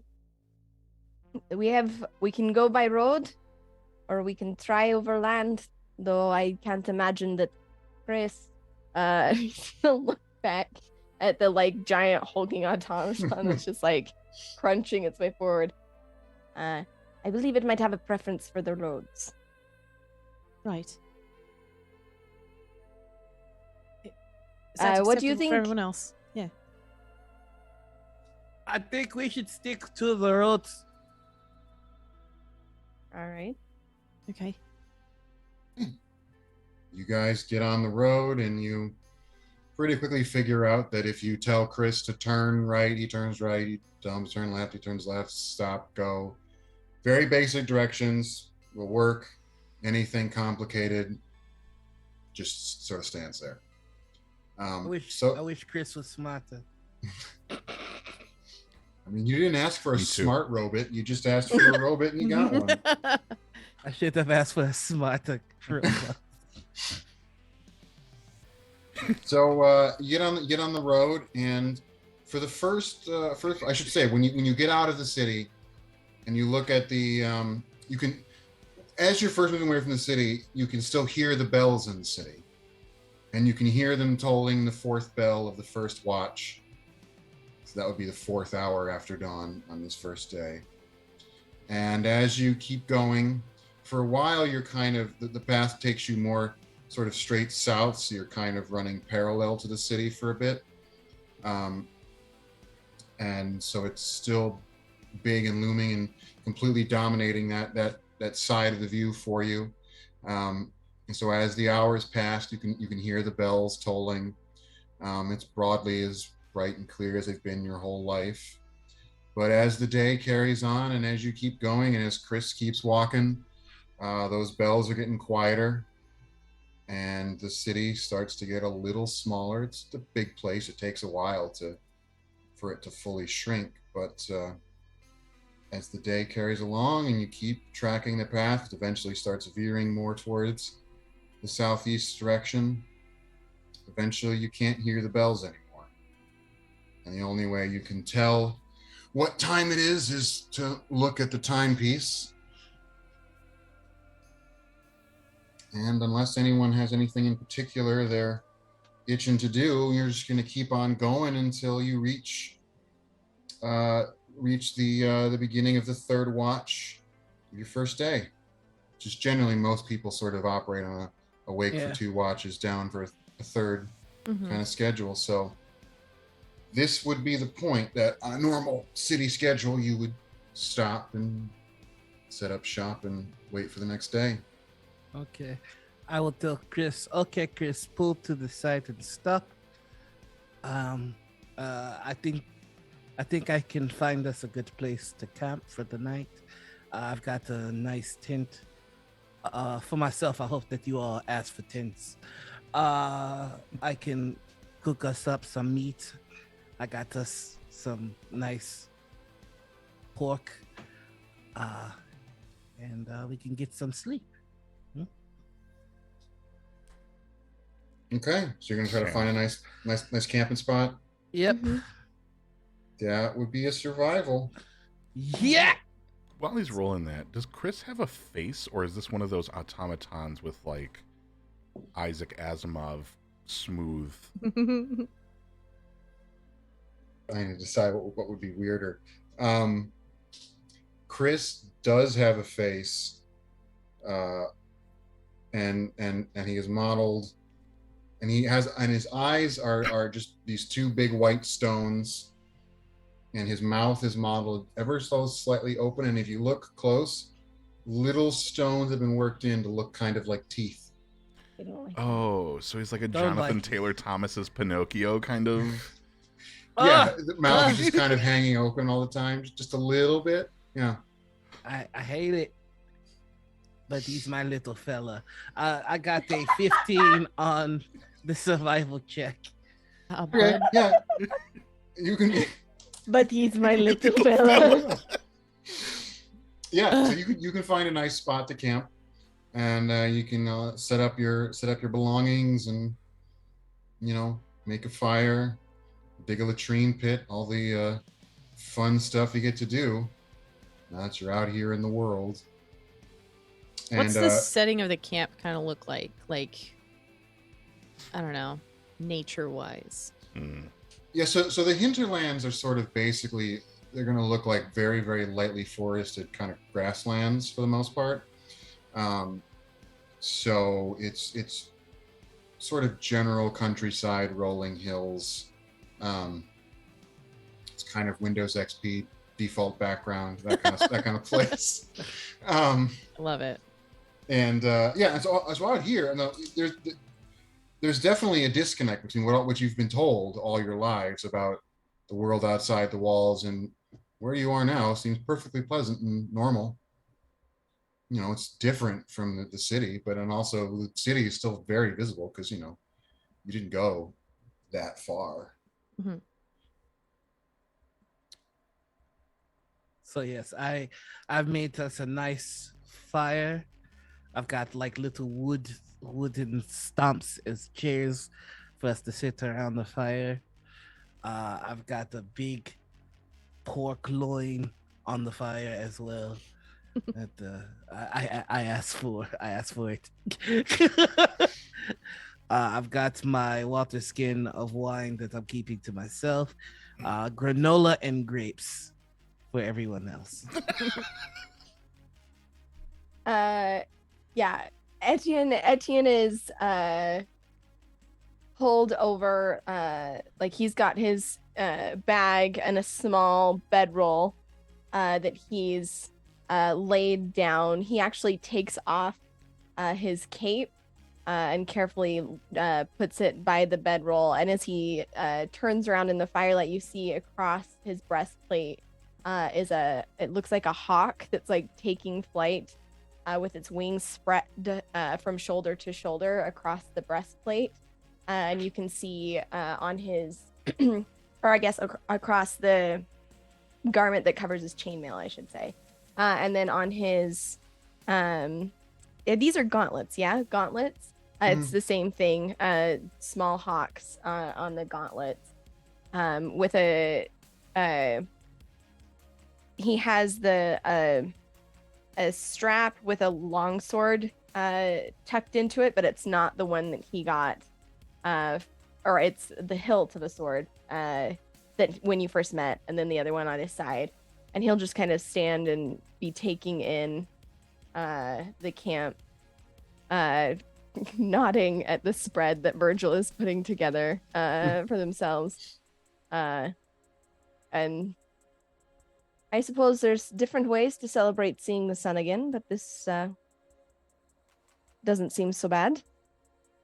And on the subject of the sun, just to be clear, the sun is still very bright overhead. Mhm. Yeah. That's how it works. We're approaching it's still the day of rising. We're approaching the day of zenith.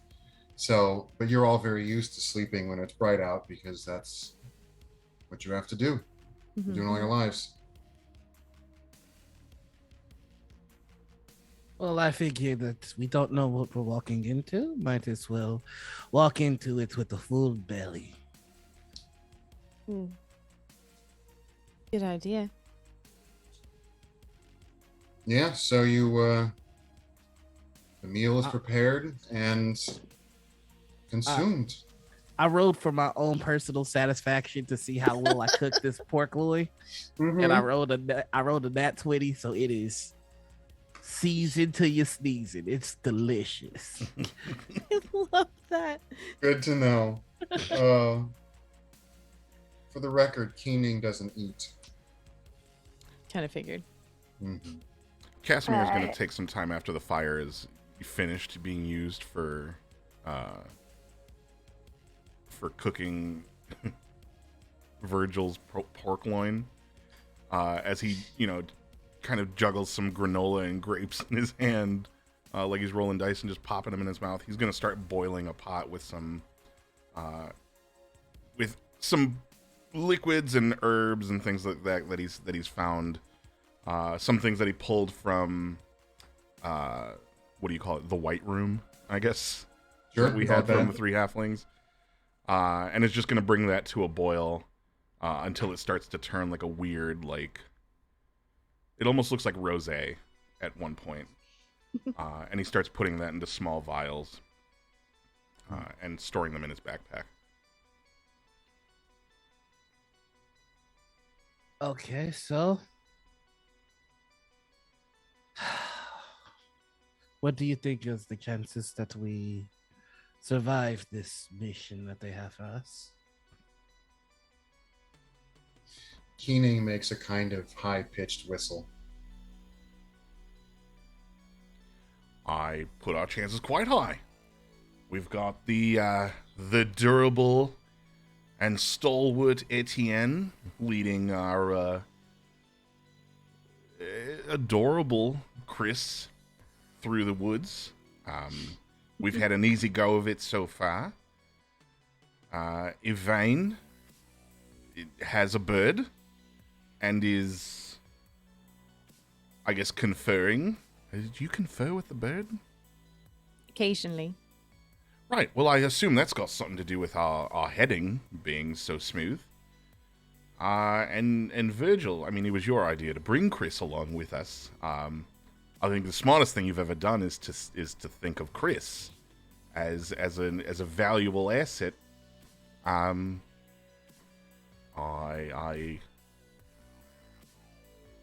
can't see a reason why we wouldn't survive this if we can make it in under 3 days. How far on the map are we? And he pulls the map out, and he's trying to find landmarks that match like what's on this crayon drawing that they gave us. You can roll survival. Does anyone know how to read this appropriately? It's a little difficult. I'm not sure. They didn't leave like a legend or a compass rose. I mean, I can try. All right. Well, I think you hold it this way. I'm not sure. I'm gonna help someone else read this map. Okay. 21. Oh yeah. 21. Okay. From the map, you cannot tell at all how far you've gone. However, you know that you were on the road for about 12 hours and you at a generally walking pace. So you know that you've probably gone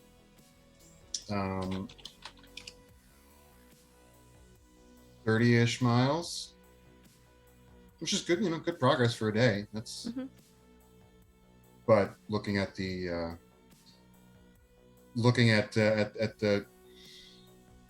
size of Eudaimon in the distance and the prominence of the city on the map and sort of trying to draw correlations from that, you think you've got quite a distance to go to get where you're going. About how long do you think this will take, given where we are and how far this place appears to be? Keening, would you like to chime in? She looks at the map and then kind of looks at the horizon. Says, "None of this looks like what I remember. Could be days, could be weeks."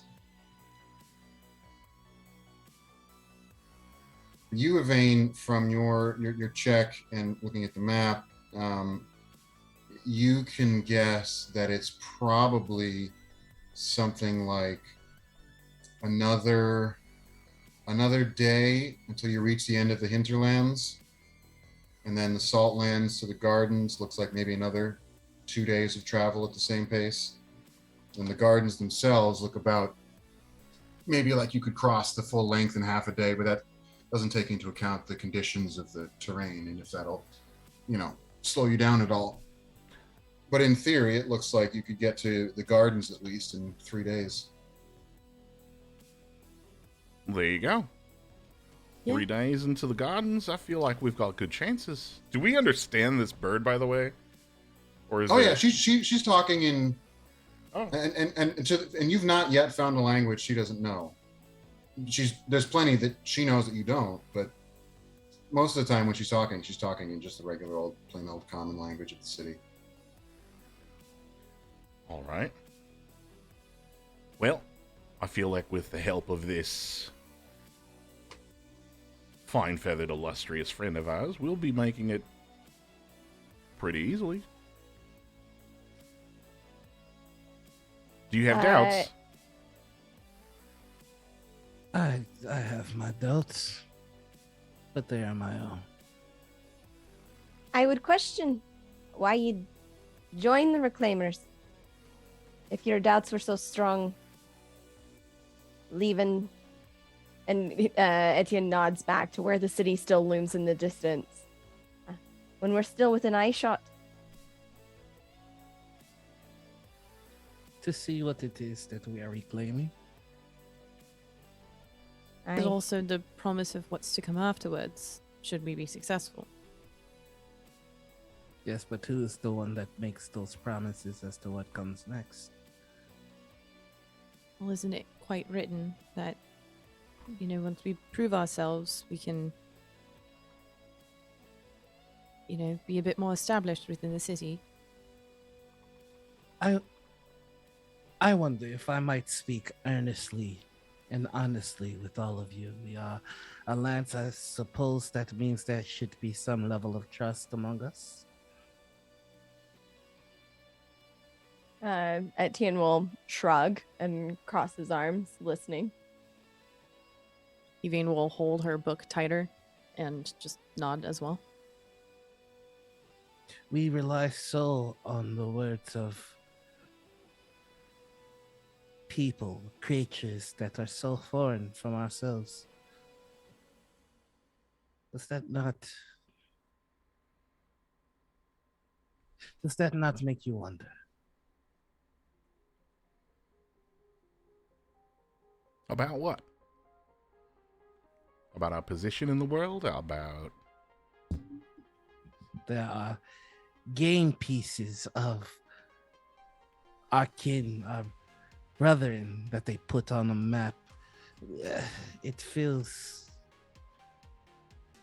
a bit distant, a bit manipulative, a bit off. No? I mean, that's how they- Keening chimes up and says, "You are right to distrust them. Really? They Why is pretend to a glory that was never their own. They wield powers that do not belong to them. Their hubris can only end one way." Keating is speaking in common, right? Mm-hmm. Yeah, she always is, unless I say otherwise. Yeah, she's always speaking as if you can all understand. I think Virgil locks eyes with Keating and going, claiming positions and seats that are not their own. Wouldn't you say? Indeed. I am glad that you are here, King. And she kind of looks back at you and sort of studies you with sort of fresh perspective and looks a little more closely at you than she has before. If there is, I would like to use Thieves' Cant. Thieves' Cant also, and I don't know if this is Mhm. true for your word, but includes hand signals. Sure. I would like Yep. Virgil to flash the hand signal Ooh. of the group that he belongs to Keating. You wanna. Okay. Oh, that's an interesting question that I hadn't considered. Okay. So you make this. You make the sign, and she sees you make it, and she acknowledges it. Then she says, "It would appear they're not the only ones who lust after glories they don't understand."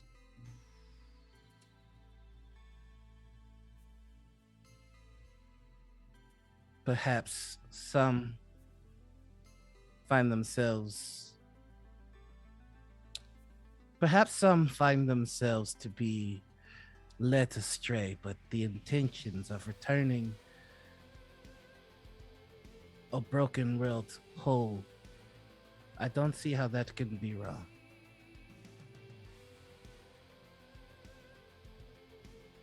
David just goes back to his pork loins. Etienne kind of watches the exchange, his expression like, okay, before looking across the fire at Cass, and will raise his chin. And you?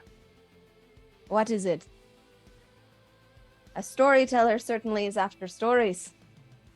You hope to find some out here as a reclaimer? Oh, stories, sure.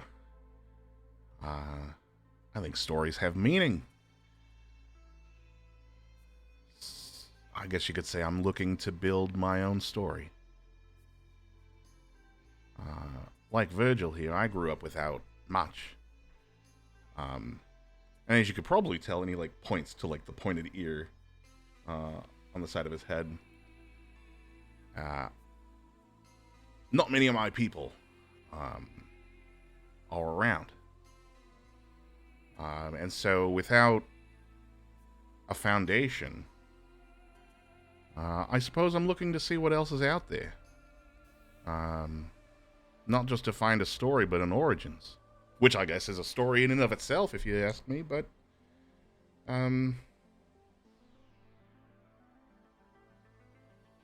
stories are a byproduct of one's own adventure to self-discovery.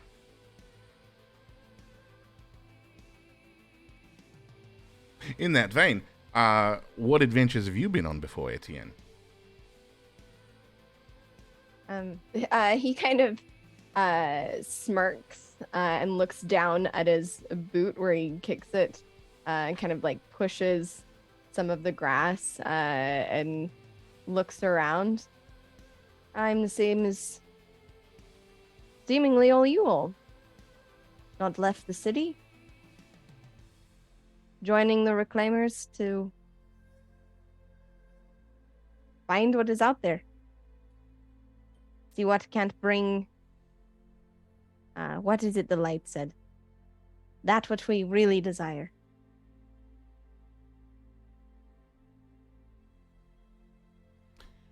And what is it that you desire? If you don't mind me asking. Etienne will kind of smile. I do mind you asking. But, Fair enough. and he holds out a hand, in the interest of building trust and coming together as a land, since we can't all be mysterious all the time, I wish to reclaim my honor, my place at my father's side. I wish to Get back what was taken from me.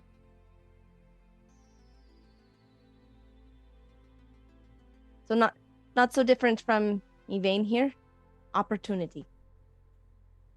To rise above my circumstance, as it were. I'm interested to know, Yvain, what need for anything does someone have when they have an Aether Falcon? Whatever that is. I mean, truly not much. But here's her catalogue. And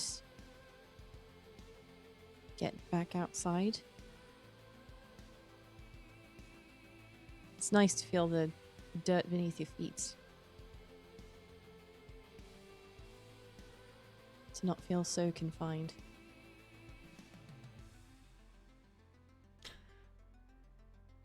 Is that it? Is to feel nature?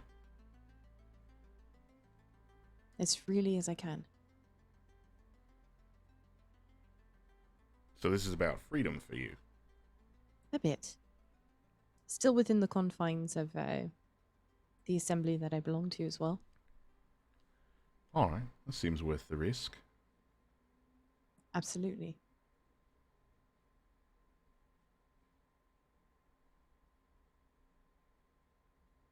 I suppose the next question that we should ask ourselves is the manner in which you've chosen to learn to protect yourself. I'm quite deft of hand, true of aim.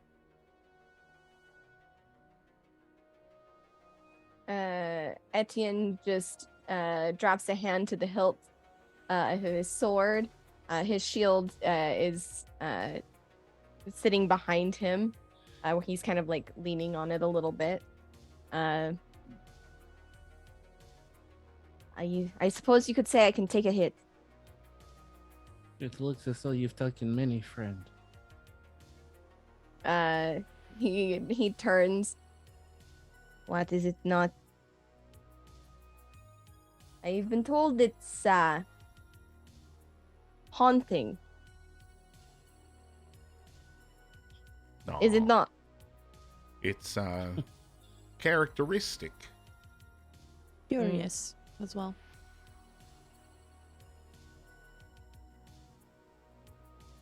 I'm sure you've all had your scrapes and your scraps. I don't know that I could survive any of the what you would call a scrape or a scrap. I keep myself at a distance so I don't have to find out. Some things don't. Some enemies give you no quarter.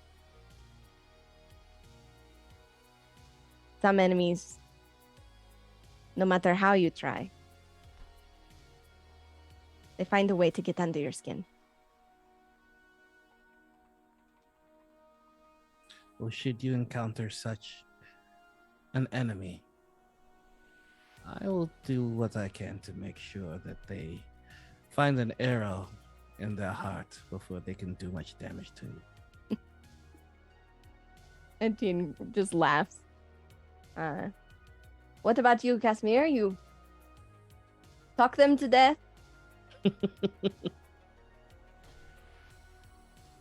Well, I've never tried, but I surely could if that was something you were interested in seeing. If someone were to die from hearing me talk too much, I would imagine Virgil wouldn't be in this venture with us.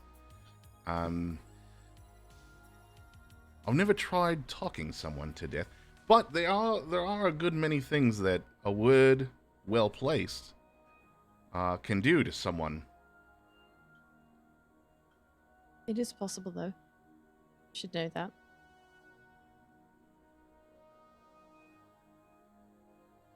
Past learns vicious mockery. Oh, I'll need to learn how to mock someone vicious. I grew up in the same setting as you did, Virgil. We all know how cruel and ruthless children can be. I would say that despite all of my jest at Cass's expense. I have seen them work. They are effective.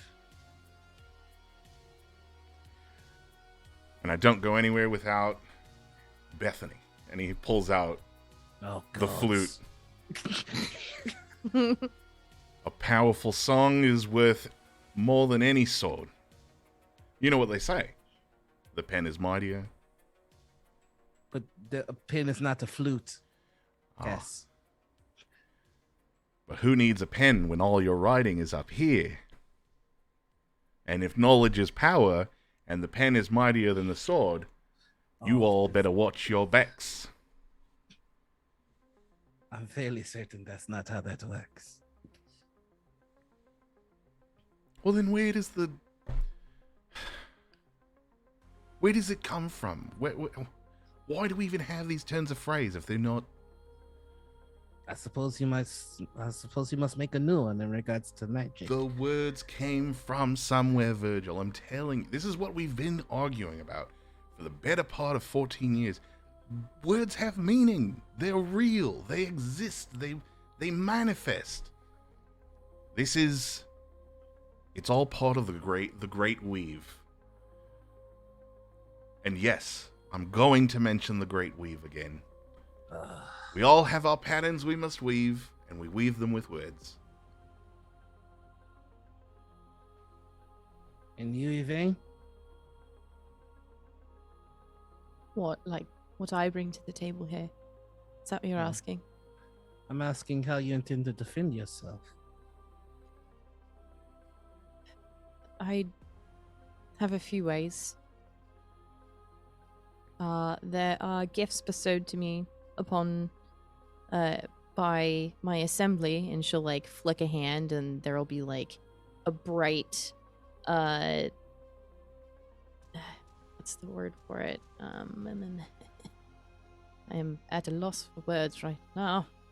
Like a radiant kind of flame that burns brighter, but it doesn't like feel like it gives off heat. So I have that. I have something else though. What's that? Your assembly. Yes. What might that be? I tend to the dead. Specifically. That's what this is, and she'll tap the book. I catalog everything. From last words to last rites to reasons for death. Everything in between. So you're here to Well- capture the end of our story, then? Perhaps not yours, but anything I encounter, I'm compelled to gather such information to do what I can to help ease them across the way. So I have that. But I do also have something else that I don't really showcase, if anything, for fear out of what those in the city might do with that knowledge. And she'll extend an arm out, which is just draped in all these heavy cloaks and robes. And she'll pull back a sleeve, and you'll see a dark tattoo of vines wrapping around her arm, and it disappears up the robe. I can do this as well, and the vine extends out her arm and turns into a thorn that she can grasp and kind of whip about. You have to keep that secret, though. Can't quite tell anyone.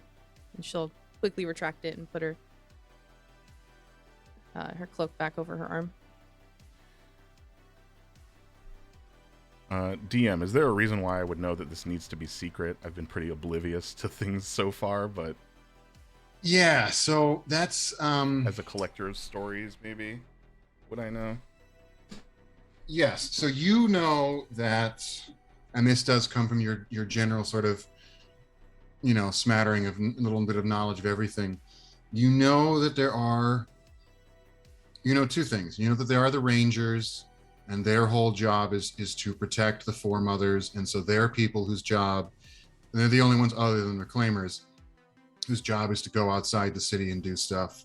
And everybody thinks they're weird because of it, and everyone's uneasy around them because there's just some assumption that if you spend a lot of time outdoors, you're going to get corrupted by it, that whatever is wrong outside the city is going to inevitably seep into you and somehow corrupt you. But you know, there are other people who supposedly form a deeper connection to the outside world, and those people are greatly distrusted. Some people think they're a myth, they don't really exist, they're just a story made up to frighten children. Others are convinced that they're basically enemy agents, they're saboteurs inside the city who are going to tear it all down and bring the sort of ruinous outside world crashing in. So the idea of someone doing something that looks kind of nature-y and then talking about how they need to keep it secret totally makes sense to you. The other thing I should mention, we've been talking a little about the assembly here that tends to the dead, is that nobody is buried in Eudaimon, nobody is burned. There is a wisdom, the wisdom of bones. All dead people are turned over to the wisdom of bones, who in some undefined way uses them to the benefit of the city. It's sort of understood that they are fed into one or more of the different arcane engines that are buried beneath the city, and they're sort of involved in some process that is important for the rest of the city. So communities like Yvain's are even more important to people because when a loved one dies, you give them over to the wisdom of bones, and that's it. There's no, if you want to have any kind of remembrance or any kind of additional kind of goodbye, you have to go to an assembly like that and speak with a tribune like Yvain, who can help you get some kind of closure, because you don't get to put someone on a pyre or put them in the ground. They're as soon as the light leaves their eyes, they're effectively the property of the city, and you have to turn them over.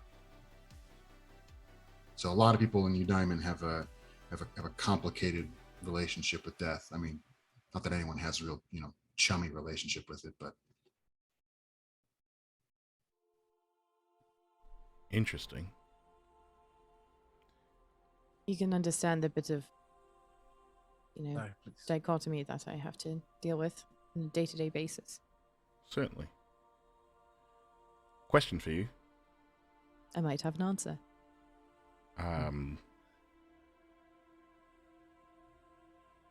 Were someone of your kind to come along on this journey who weren't you, and you couldn't do what you did, and you were to meet your end on the road, which end would you prefer?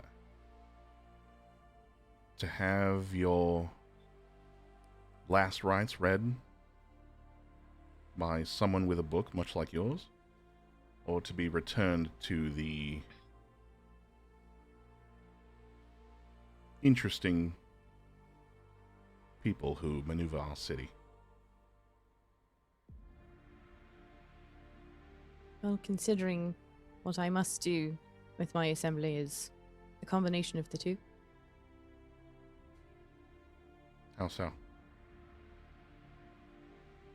How are we to preserve their memories if they have nowhere to be?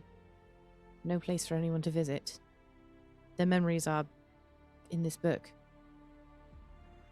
At the very least, some part of them that lives on, other than in the memories of those that knew them. And then handed over to the wisdom.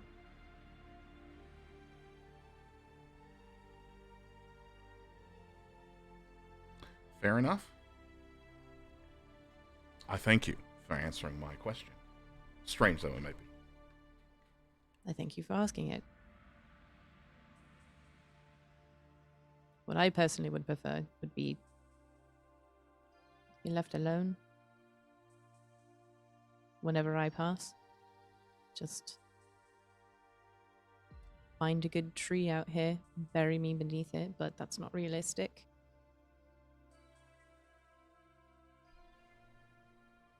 I swear on Bethany, we shall find a way. Who's Bethany? The Bethany. flute. She didn't mean it. This is Bethany, and he hands you Uh, the very. It's a platinum flute, and when he hands it over to you, it's like weighted. Platinum is like a heavy metal. Flutes are normally very like light because they're aluminum or coated brass or something like that. Something very like light and easy to hold up, especially since it extends out the end. But this thing weighs like a good 25 pounds. sorry, Bethany. Didn't mean to forget your name. That's quite all right. I'll forgive you.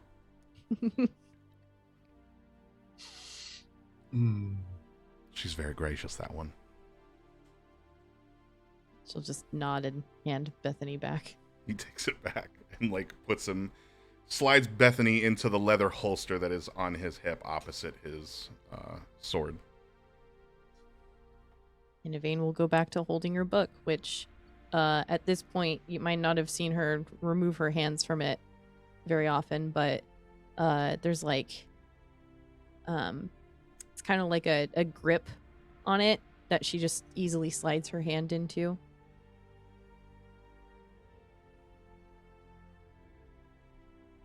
I suppose the next question should be, does anyone have the ability to tend to wounds, to mend flesh? Yes. Certainly, who doesn't?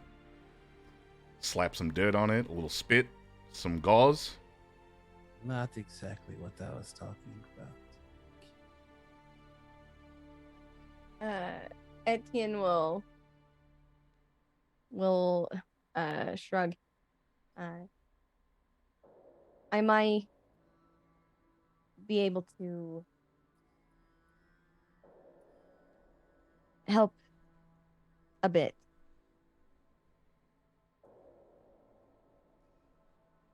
As can I, but Best to not be hit in the first place. best to not be hit in the first place. Well, I believe laughter is the best medicine, so I'm always good for a band-aid if you need one. Wink. I knew someone like you. Believe that. Did you? Yeah. Do tell. Come on. Oh, he's dead. Oh. What's his Virtual name? And she'll just breaks open out her book laughing. and start scrolling through.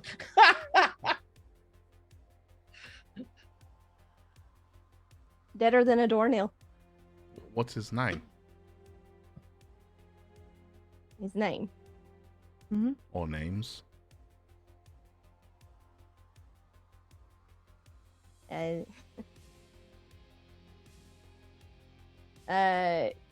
You'll see kind of Etienne kind of like struggle for a second, like not realizing that anyone would care.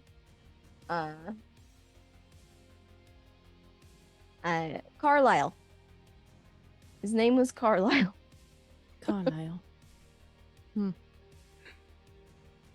You'll learn quick that you can't allude to a story around this one. I'm sorry. I'm just very curious. But a great many things. There's so many things to know. He was a fellow guard. He thought laughter was the best medicine. Was shivved by a drunk. Well, sorry to hear. Oh, way, shivving. That's towards the front. Shit, hang on.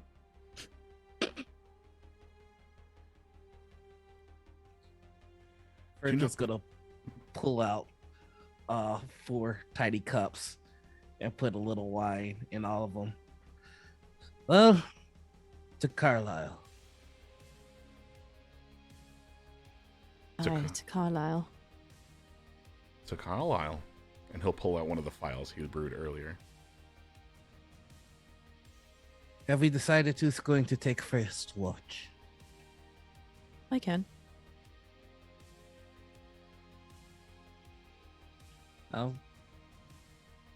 I'll take I'll join you if it's all the same to you. Of course. I'll take the final watch. Usually like to have all my sleep all at once in one short stint. Please don't play your flute while we're sleeping. I'm not the one who decides when Bethany feels like singing, Virgil. You know this. Oh, But I will try to remind her that there are others to consider. I'll take whatever needs to be taken. I'm a light sleeper. Okay.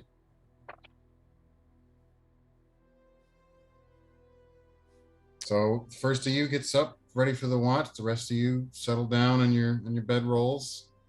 And again, you're used to this, so you've all pretty accustomed to some kind of sleep mask or something over your eyes.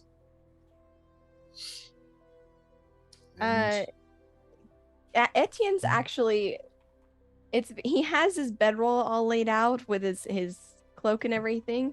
And when he goes over, he doesn't actually lay down. He will sit with one leg under the other one outstretched with his sword across his lap. And his head will be sort of tilted down. He doesn't have eyelids, so his eyes are never closed. It's anyways. terrifying. Yeah.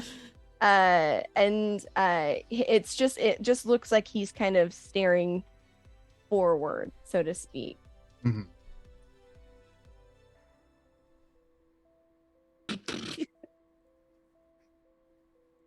all during the first watch, I think Virgil's just gonna be making arrows.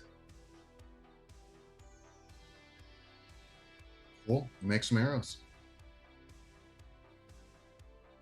I could have asked for arrows, but I don't know that the room could have made it with the right touch, you know?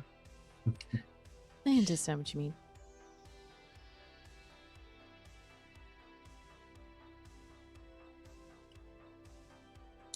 What languages does Yvain speak?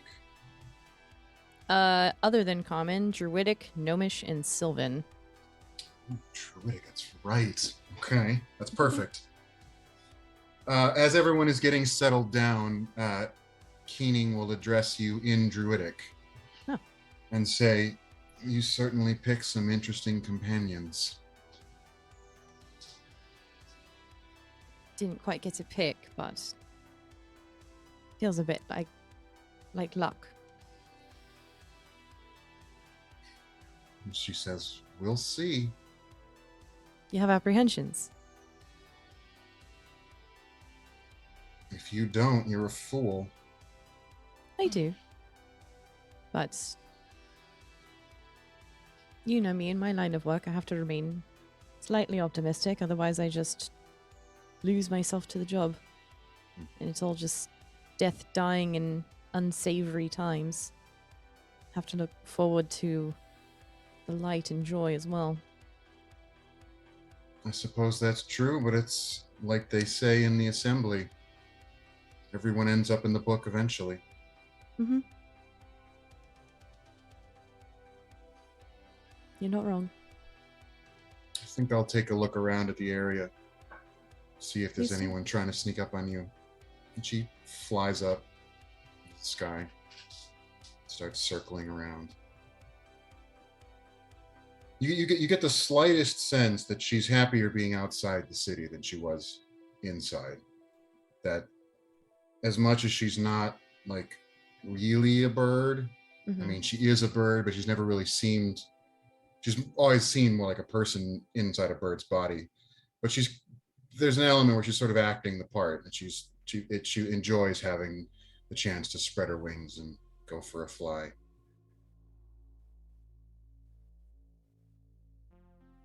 But yeah, that's Yvain will the- kind of call out, I'll join you for the next one.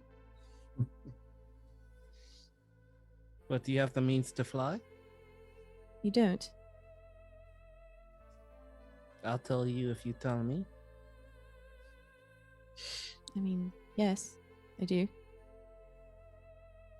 As do I. Really? Truly? You shared yours. I suppose if I'm to keep your secret, you are to keep mine. And he takes the glasses off, and his eyes go completely white. And spectral wings sprout from his back. Oh, that's quite different. It happens. It comes with the annoying partner, but it has its uses. Does it get I in the don't- way? The drinking helps. Hmm. Puts the glasses back on, the wings disperse. Is it uncomfortable? Bit itchy.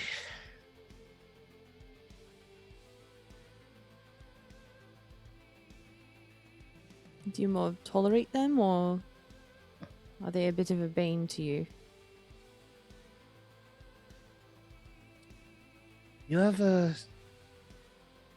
Have you ever had a urge to do something that is outside of your own desire, your own character?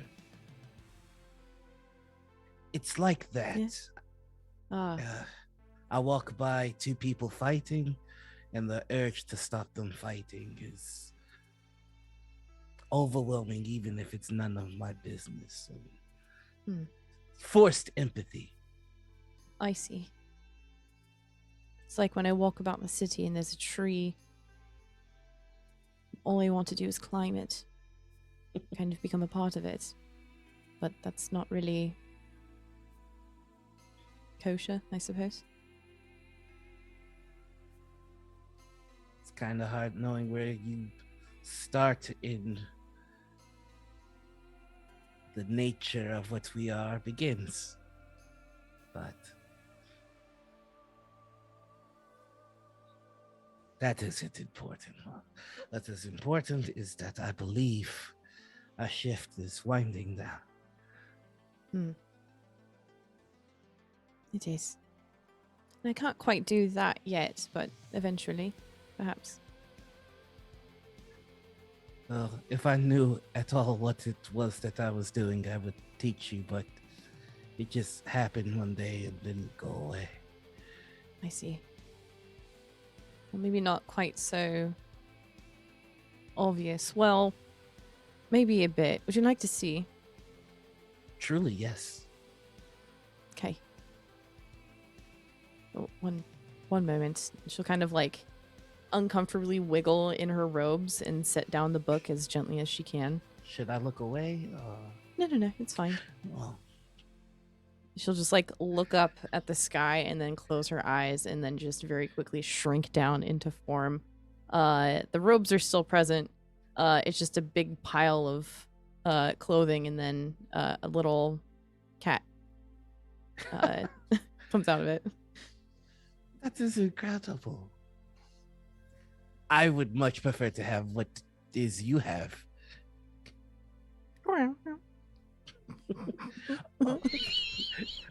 I'm gonna give scritches. Like this, scritches are happening. She'll like weave between his legs and, kind of go for it. It is a shame that we have to hide these things. You just see her tail kind of flit about. Oh, one of these days, I'm going to ask you to try and teach me that. She'll kind of just like, ears will perk up and she'll go and hide in her robes again. And you'll hear like a small pop. And pun intended, a weasel will then come out of the robes instead. Oh my god! Oh God. Fantastic. I'm gonna cry. It's like oh my god, what are they called? Fucking shit. They're like all white. They're really cute. Like the little Arctic stoats or whatever. Stoats, yes, thank you. Yeah, she looks exactly like Stoat. Cute. Listen, Virgil is usually kind of stoic or kind of to himself. He it like eyes wide. Oh, this is amazing. More screeches. She's just gonna stand up on her hind legs and do like uppies. Immediately on the shoulder.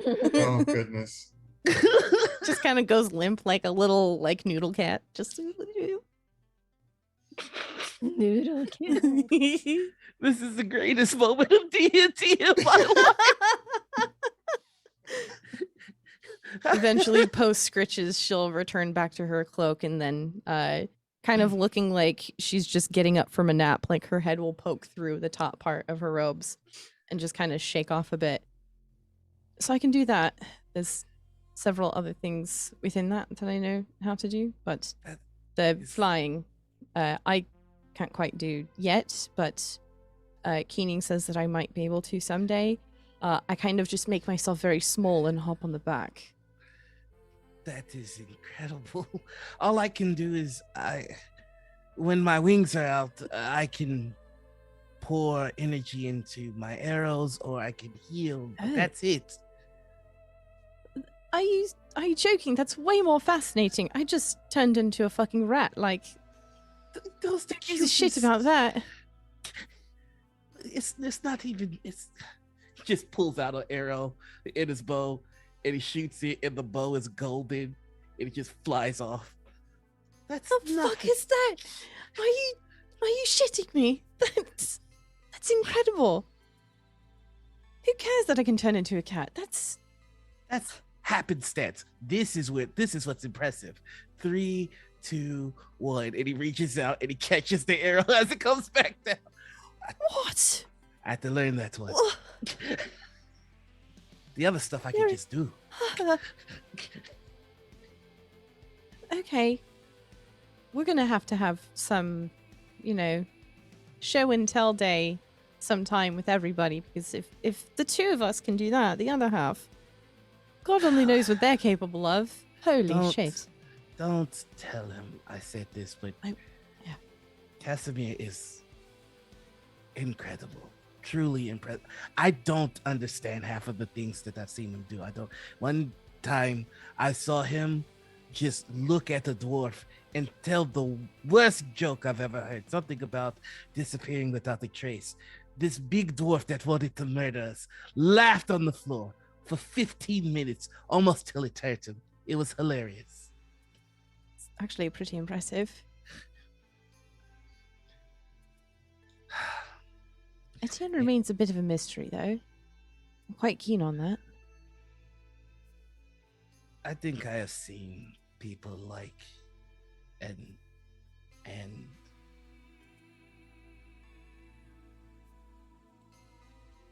they seem the sort to run in front of a blade when you could sidestep it in the name of honor, reputation. Admirable. Foolish. A hint of that. A slight peppering of foolishness, yes.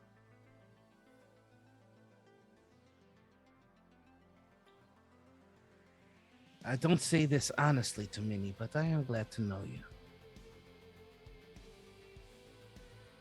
And you as well, Virgil. May we continue on in this journey unaffected by the signs of death. I pray that you never have to put me in your book. One day I will. And if not me, then someone else, but that's just a comfort that I know. Not a Who threat. knows? Maybe the wings mean I'll live forever. For what it's worth, I hope I never have to put you in my book.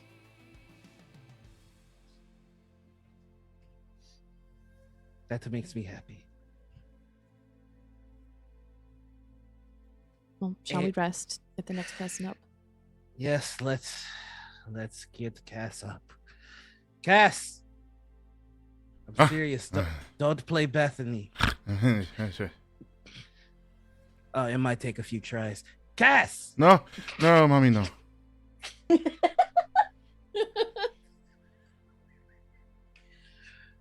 sometimes it takes a shake. Yes. Ah, Kelly Clarkson. What? What's? Why is it you always yell Kelly Clarkson when you wake up? Sorry. She was. Oh, fucking oath. I was having a nightmare. Kelly Clarkson was the name of the nun who ran the orphanage that I. Oof. She was vicious. She was brutal as any nun could be, really. Is it my turn? Yes, it is your turn. Okay. All right. Well, enjoy your rest. Come along, Bethany. Watch out for Keening. They'll be back with information as they're out Right. scouting about. Understood. We'll do. And Cass will grab Bethany and the small pack that he had next to him when he was boiling the liquids, and he'll step away from the caravan and step into just into the thick of the off-road and sit on a stump. He's gonna wait till everybody falls asleep, and then when everybody is resting, he'll pull up a small mirror and start drinking some of the vials that he prepped. Give me a perception.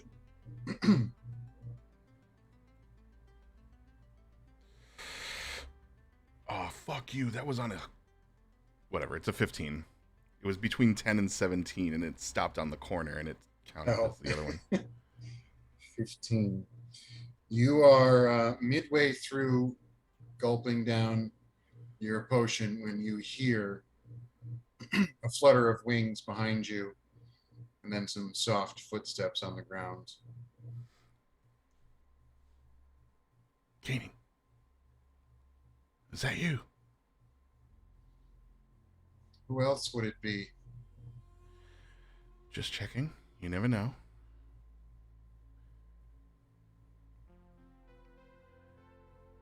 I'm told that when the sun sets, all manner of nightmare crawls out of the woodwork.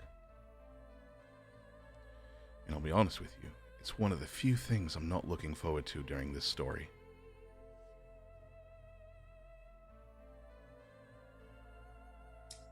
What languages does Casimir speak? Common, Elvish, and Sylvan, but he can be understood by anyone. Okay.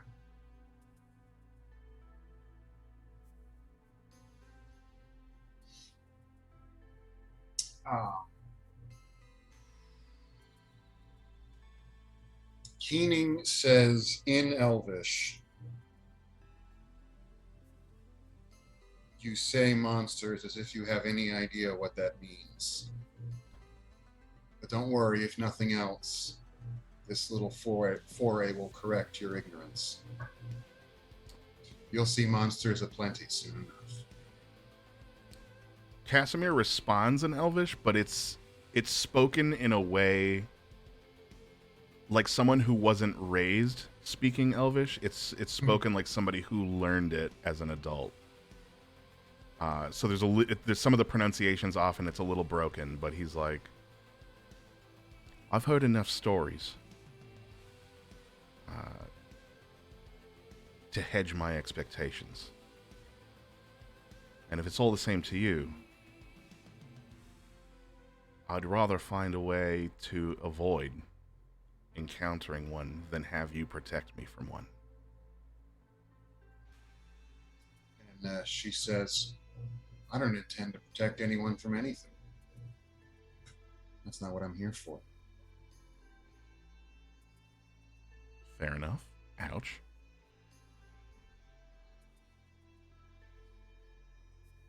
She kind of spends a minute. She just hops a little closer, just looking into your eyes, kind of studying the one, then the other, tilting her head to look at you with her different eyes, very, bird-like. Maintaining eye contact, but also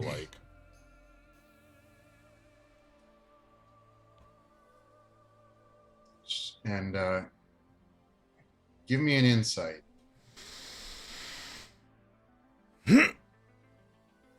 It was a very confident inhalation. It was it was a prayer, really. I rolled a 21. 21. Okay. So Keening, after completing her studies of you, gets a little closer and says, "You know, platinum flute is ridiculous, right? It's absurd. How can you even play that thing?" Oh, well, it's interesting you say that. And he looks up at the sun to make sure that this is like near the end of the watch. And then he glances over at Virgil to make sure that they are far enough away that if an arrow or rock comes hurling at them, that they are able to dive out of the way in time. So he gauges the distance. It's quite simple. The trick is that you don't have to hold it so level, so as to hold notes consistently. I have a very specific way of playing my flute that requires short bursts of air. You've never seen a bird rhythmically. yawn before, but Keening yawns and makes a very dramatic showing of it and just turns around and hops away. Sure. But Well, here's what your insight check told you. She was about to tell you something else. And then instead she brought up the flute. There was something else she was going to say. That's very on brand. I tell you what. Why don't I just show you? We could be friends. She says, maybe you better leave the flute playing till everyone else is awake. Well, it's almost the end of my watch. It's about time to wake up the next round. Well, actually, are we doing 2 watches? I thought it was We're doing 3. 2. Oh, we're doing 3 watches. I thought I was the final watch. My apologies.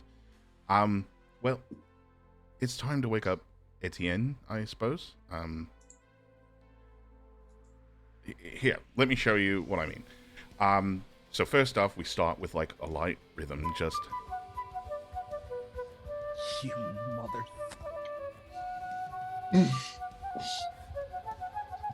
and the rhythm starts to evolve to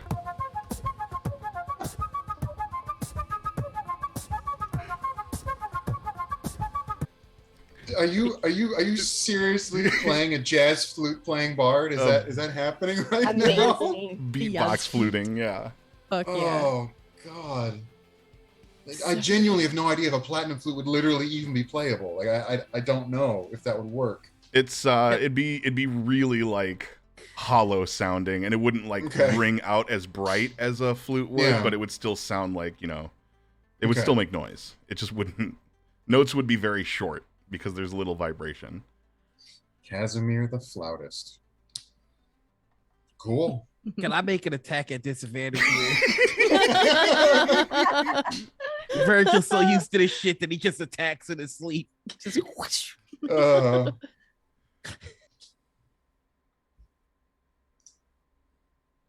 Uh, no. I was about You know to what? do something. You know what? It's good that you said no, because I rolled a 19 and an 18. Oh shit. Oh, I want to see something because I was Oh. was gonna use something. Fuck, never mind. It wouldn't have worked anyway. Hmm. Never mind. Okay, I think we've Casimir coming a forgets little- himself and just continues to play like, and gets You're coming- really Fucking carried chance. away with it. Like,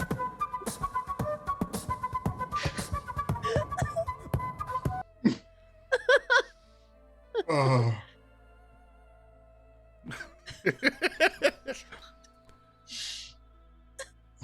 Hey, you guys. sorry, the bird asked, and Bethany obliged. Go back to sleep. And as soon as he like rolls over, Casimir like leans in and like gives him a peck on the side of his head. Sleep well, my prince. He walks over to Etienne and like nudges him to wake him up. Before you reach Etienne, like your foot steps up and he, like, as you're walking up, he just looks up at you. Bloody oath! Oh, sorry. You You shouldn't sneak up on someone who's sneaking up on you. It's rude. Etienne just kind of looks side to side and shrugs. I told you, I'm a light sleeper. Right. And he goes to stand up and brushes off his legs and starts rummaging through stuff. And if Casimir's still standing there, he'll stop and kind of turn. Could I? You need help with something? It's no, just your turn for watch. That's all. I'll tend to it. I'll leave you to it then. Mhm. Okay, good luck. Great. Etienne just kind of nods with like a friendly smile. Like he's not like being cold. He's just like, yeah, okay. And as you walk off, he starts whistling the tune that you were playing on your flute. Is like Cass Softly takes like to a himself. he like leans forward and takes like one of those big steps backward before he like about faces and starts walking away. And as he hears the whistling, like the biggest shit-eating grin like lights up his face, and he goes back to his spot above the canvas. Etienne will he kind of he stands up, he grabs his shield and moves to a more central part of the camp near the burning out embers, where he will then sit and start pulling out this new sword that he received from the quartermaster. He's going to look it over and start performing typical weapon maintenance, right? He's checking to make sure it's clean, that the edge is honed, like, and he will also do the same sort of thing, going over his armor, making sure everything is strapped and clicked in appropriately as he casts an eye out over the fields around, just making sure, keeping an eye out for trouble. Mm-hmm. Okay, and your part of the rotation passes uneventfully, and when the sun in the sky reaches the point where the day of rising passes to the day of zenith, those of you who are asleep are suddenly jerked awake as Chris unleashes an incredibly shrill, loud steam whistle. Oh shit! What? The fuck? Motherfucker's And got to a be clear, clock. there's no movement on Chris's part. Chris is still standing there holding the end to the wagon. And without any movement, there is just suddenly a whistle. Amazing. And the whistle lasts for about 30 seconds, and then it stops. I really should have asked for a manual. Etienne's kind of like hunched over, like clearly making like breakfast of some kind, just looking at Chris as this happens. That might be a problem at some point.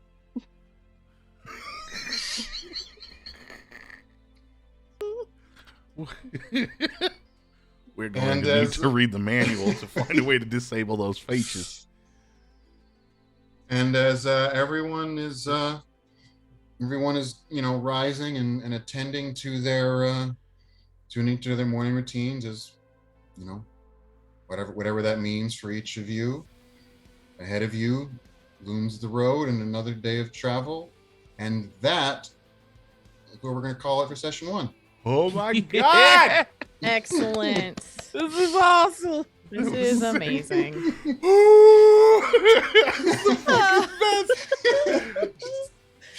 Oh, Fucking That's it. Chris. I've been playing D&D since I was 14, and this is the first time, like, a character that's in a party with a druid got to experience the magic that we would all feel if druids were real. And I'm so grateful. Can you just turn into a therapy cat for me for like a few minutes? I'm feeling Yeah. that last combat really got to me, and I just need a friend.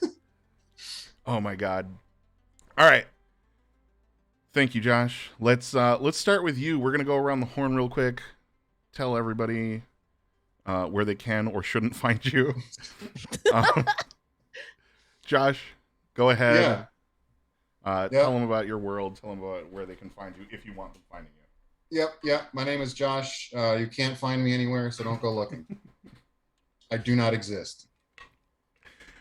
Ash. Oh, hey y'all, I'm Ash, or Ash and Rabbit, as I go on the old internet parts. You can find me here pretty much every Monday, hanging out with Bright, playing stuff, and just kicking ass, taking names. You can find me over on twitch.tv/nat20, helping to guide a game of D&D called Against the Tides, where I have both Sarah and Bright as a couple of my players. It's a whole bunch of fun. You should absolutely come check it out. I also stream on my own channel. I've been playing a lot of Wild RP, which is a Red Dead Redemption 2 roleplay server, and it's addicting as fuck. So come check that out, especially during the vampire hours when I hang out with people from Australia that are 17 hours ahead of me. That's pretty much it for me. Thanks for being here. Can't wait to do this again. Oh my goodness. Sarah, please. Hey, hi, hello. I am Osarix Franco, and today I played Etienne Durand, the Reforged Paladin. If you like my face and the words I say sometimes, you can find me on Twitch, Twitter, TikTok, all the places at Osarix Franco. I do TTRPG content here on Bright's channel and across several other amazing communities such as Nat20, Critical Misses, Neon Lights Roleplay, and Plus One EXP. The next time you can see my face doing those things is going to be on Tuesday over at Nat20 for Power Beyond, a D&D game, which is a whole bunch of fun. We're just wrapping up the Lost Mines of Vandelver, so come see what happens when we try to solve a mystery. It's gonna be weird. You can also find me on every other Sunday on Nat20, coming back not tomorrow, but the next Sunday. I run a game called Dirt, an Apocalypse World game, and it's a lot of fun, so make sure you come check that out. And then on Monday, before I forget, I'll be over on Plus One EXP with my incredible co-conspirator Keegan EXE, where we are probably not starting a cult, but maybe we are. You don't know, but you can find out by coming and watching us Monday evening. A lot of other stuff beyond the tides here. Various other things. Come check my Twitter. You can find all of it. Thanks, Sarah. Noir. Time for your list. Yeah. Hello, everybody. I'm Noir. You can find me all over the internet as the Noir Enigma. That's Twitter, Twitch, YouTube, TikTok, and Instagram. I am the community manager for Evil Genius Games, tech director for Pokemon Go, only temporarily. I'm just out here doing all the things that I can, trying to get that scratch. Let's see. I'm also the host of Morning Ritual, Gen Con's Table Takes. I do it for the money because something was supposed to happen just now, and it didn't, and I'm very let down. I was trying. Yeah, you think I didn't plan ahead for that shit? No, I can hear it. I can hear it. Hard. I was gonna troll you so hard. I've been listening to every alert, and I have it set to a separate sound thing just because I knew. I know my friends, and I know what they're gonna do. Oh, okay, then I'll do this seriously. Yeah, I'm the host of Morning Ritual. This week we have Zer Jester coming on. It's going to be a good show. I'm the host of Gen Con's Table Takes, where we talk about all the latest things happening in the nerdy community. I am part of Stream Punks with Eric Campbell and Sam DeLev in our Star Wars game, Ember Squad, on Mondays. Please check that out. and that's pretty much it. I've got a new show coming up with Cobalt Press and AEW wrestler Athena, so please be on the lookout for the announcement for that. And that's it. I'm done now. I didn't get the troll right, so my day has been ruined. Nope. Don't worry, I'll refund your 50 cents. No, I don't care. Hi, everybody. My name's Bright, and if you're here already, that's wonderful. But I don't need to tell you where to find me because you found it. I want to take a moment and just say thanks to everybody who's been a part of this, Sarah, Ash, Noir, for being the best cast members, and Josh for spending years on a universe that is so fucking playable and interesting and good, and having no one but me and Noir knows this, but that fucking Broken Circle lore drop fucking hurts. Yeah. So deep. That reference to the Glaives hurt my feelings, dude. And it Yeah. The table, I recognized it. I was like, oh, okay. oh man. I appreciate you all very much. Thanks for being here if you're out there watching. I hate to do this to you, but we are not coming back in 2 weeks as we were planning to. What the fuck? As our DM is out of town. So we are coming back exactly 1 month from today on the 17th next month. And that's going to be kind of the way things are going to go for the first 2 months of this campaign, because October is tax season and your boy up there is a paralegal. And so we'll be coming back. It'll be a monthly game until it's not. But we will keep you posted. You should join the Discord. Axes, please hit me with that Discord command if you would. Join the Discord. You'll see when the events are posted. Until then, we'll see you here. If you're into the TTRPG content, we'll see you back here on Saturday the 17th. If you like the other stuff, I'll see you tomorrow. And again on Monday when my homie Ash joins me for some bullshit. I appreciate you all. Remember, stay strange. Don't be a stranger. Bye. Say bye, everybody. Bye, everybody.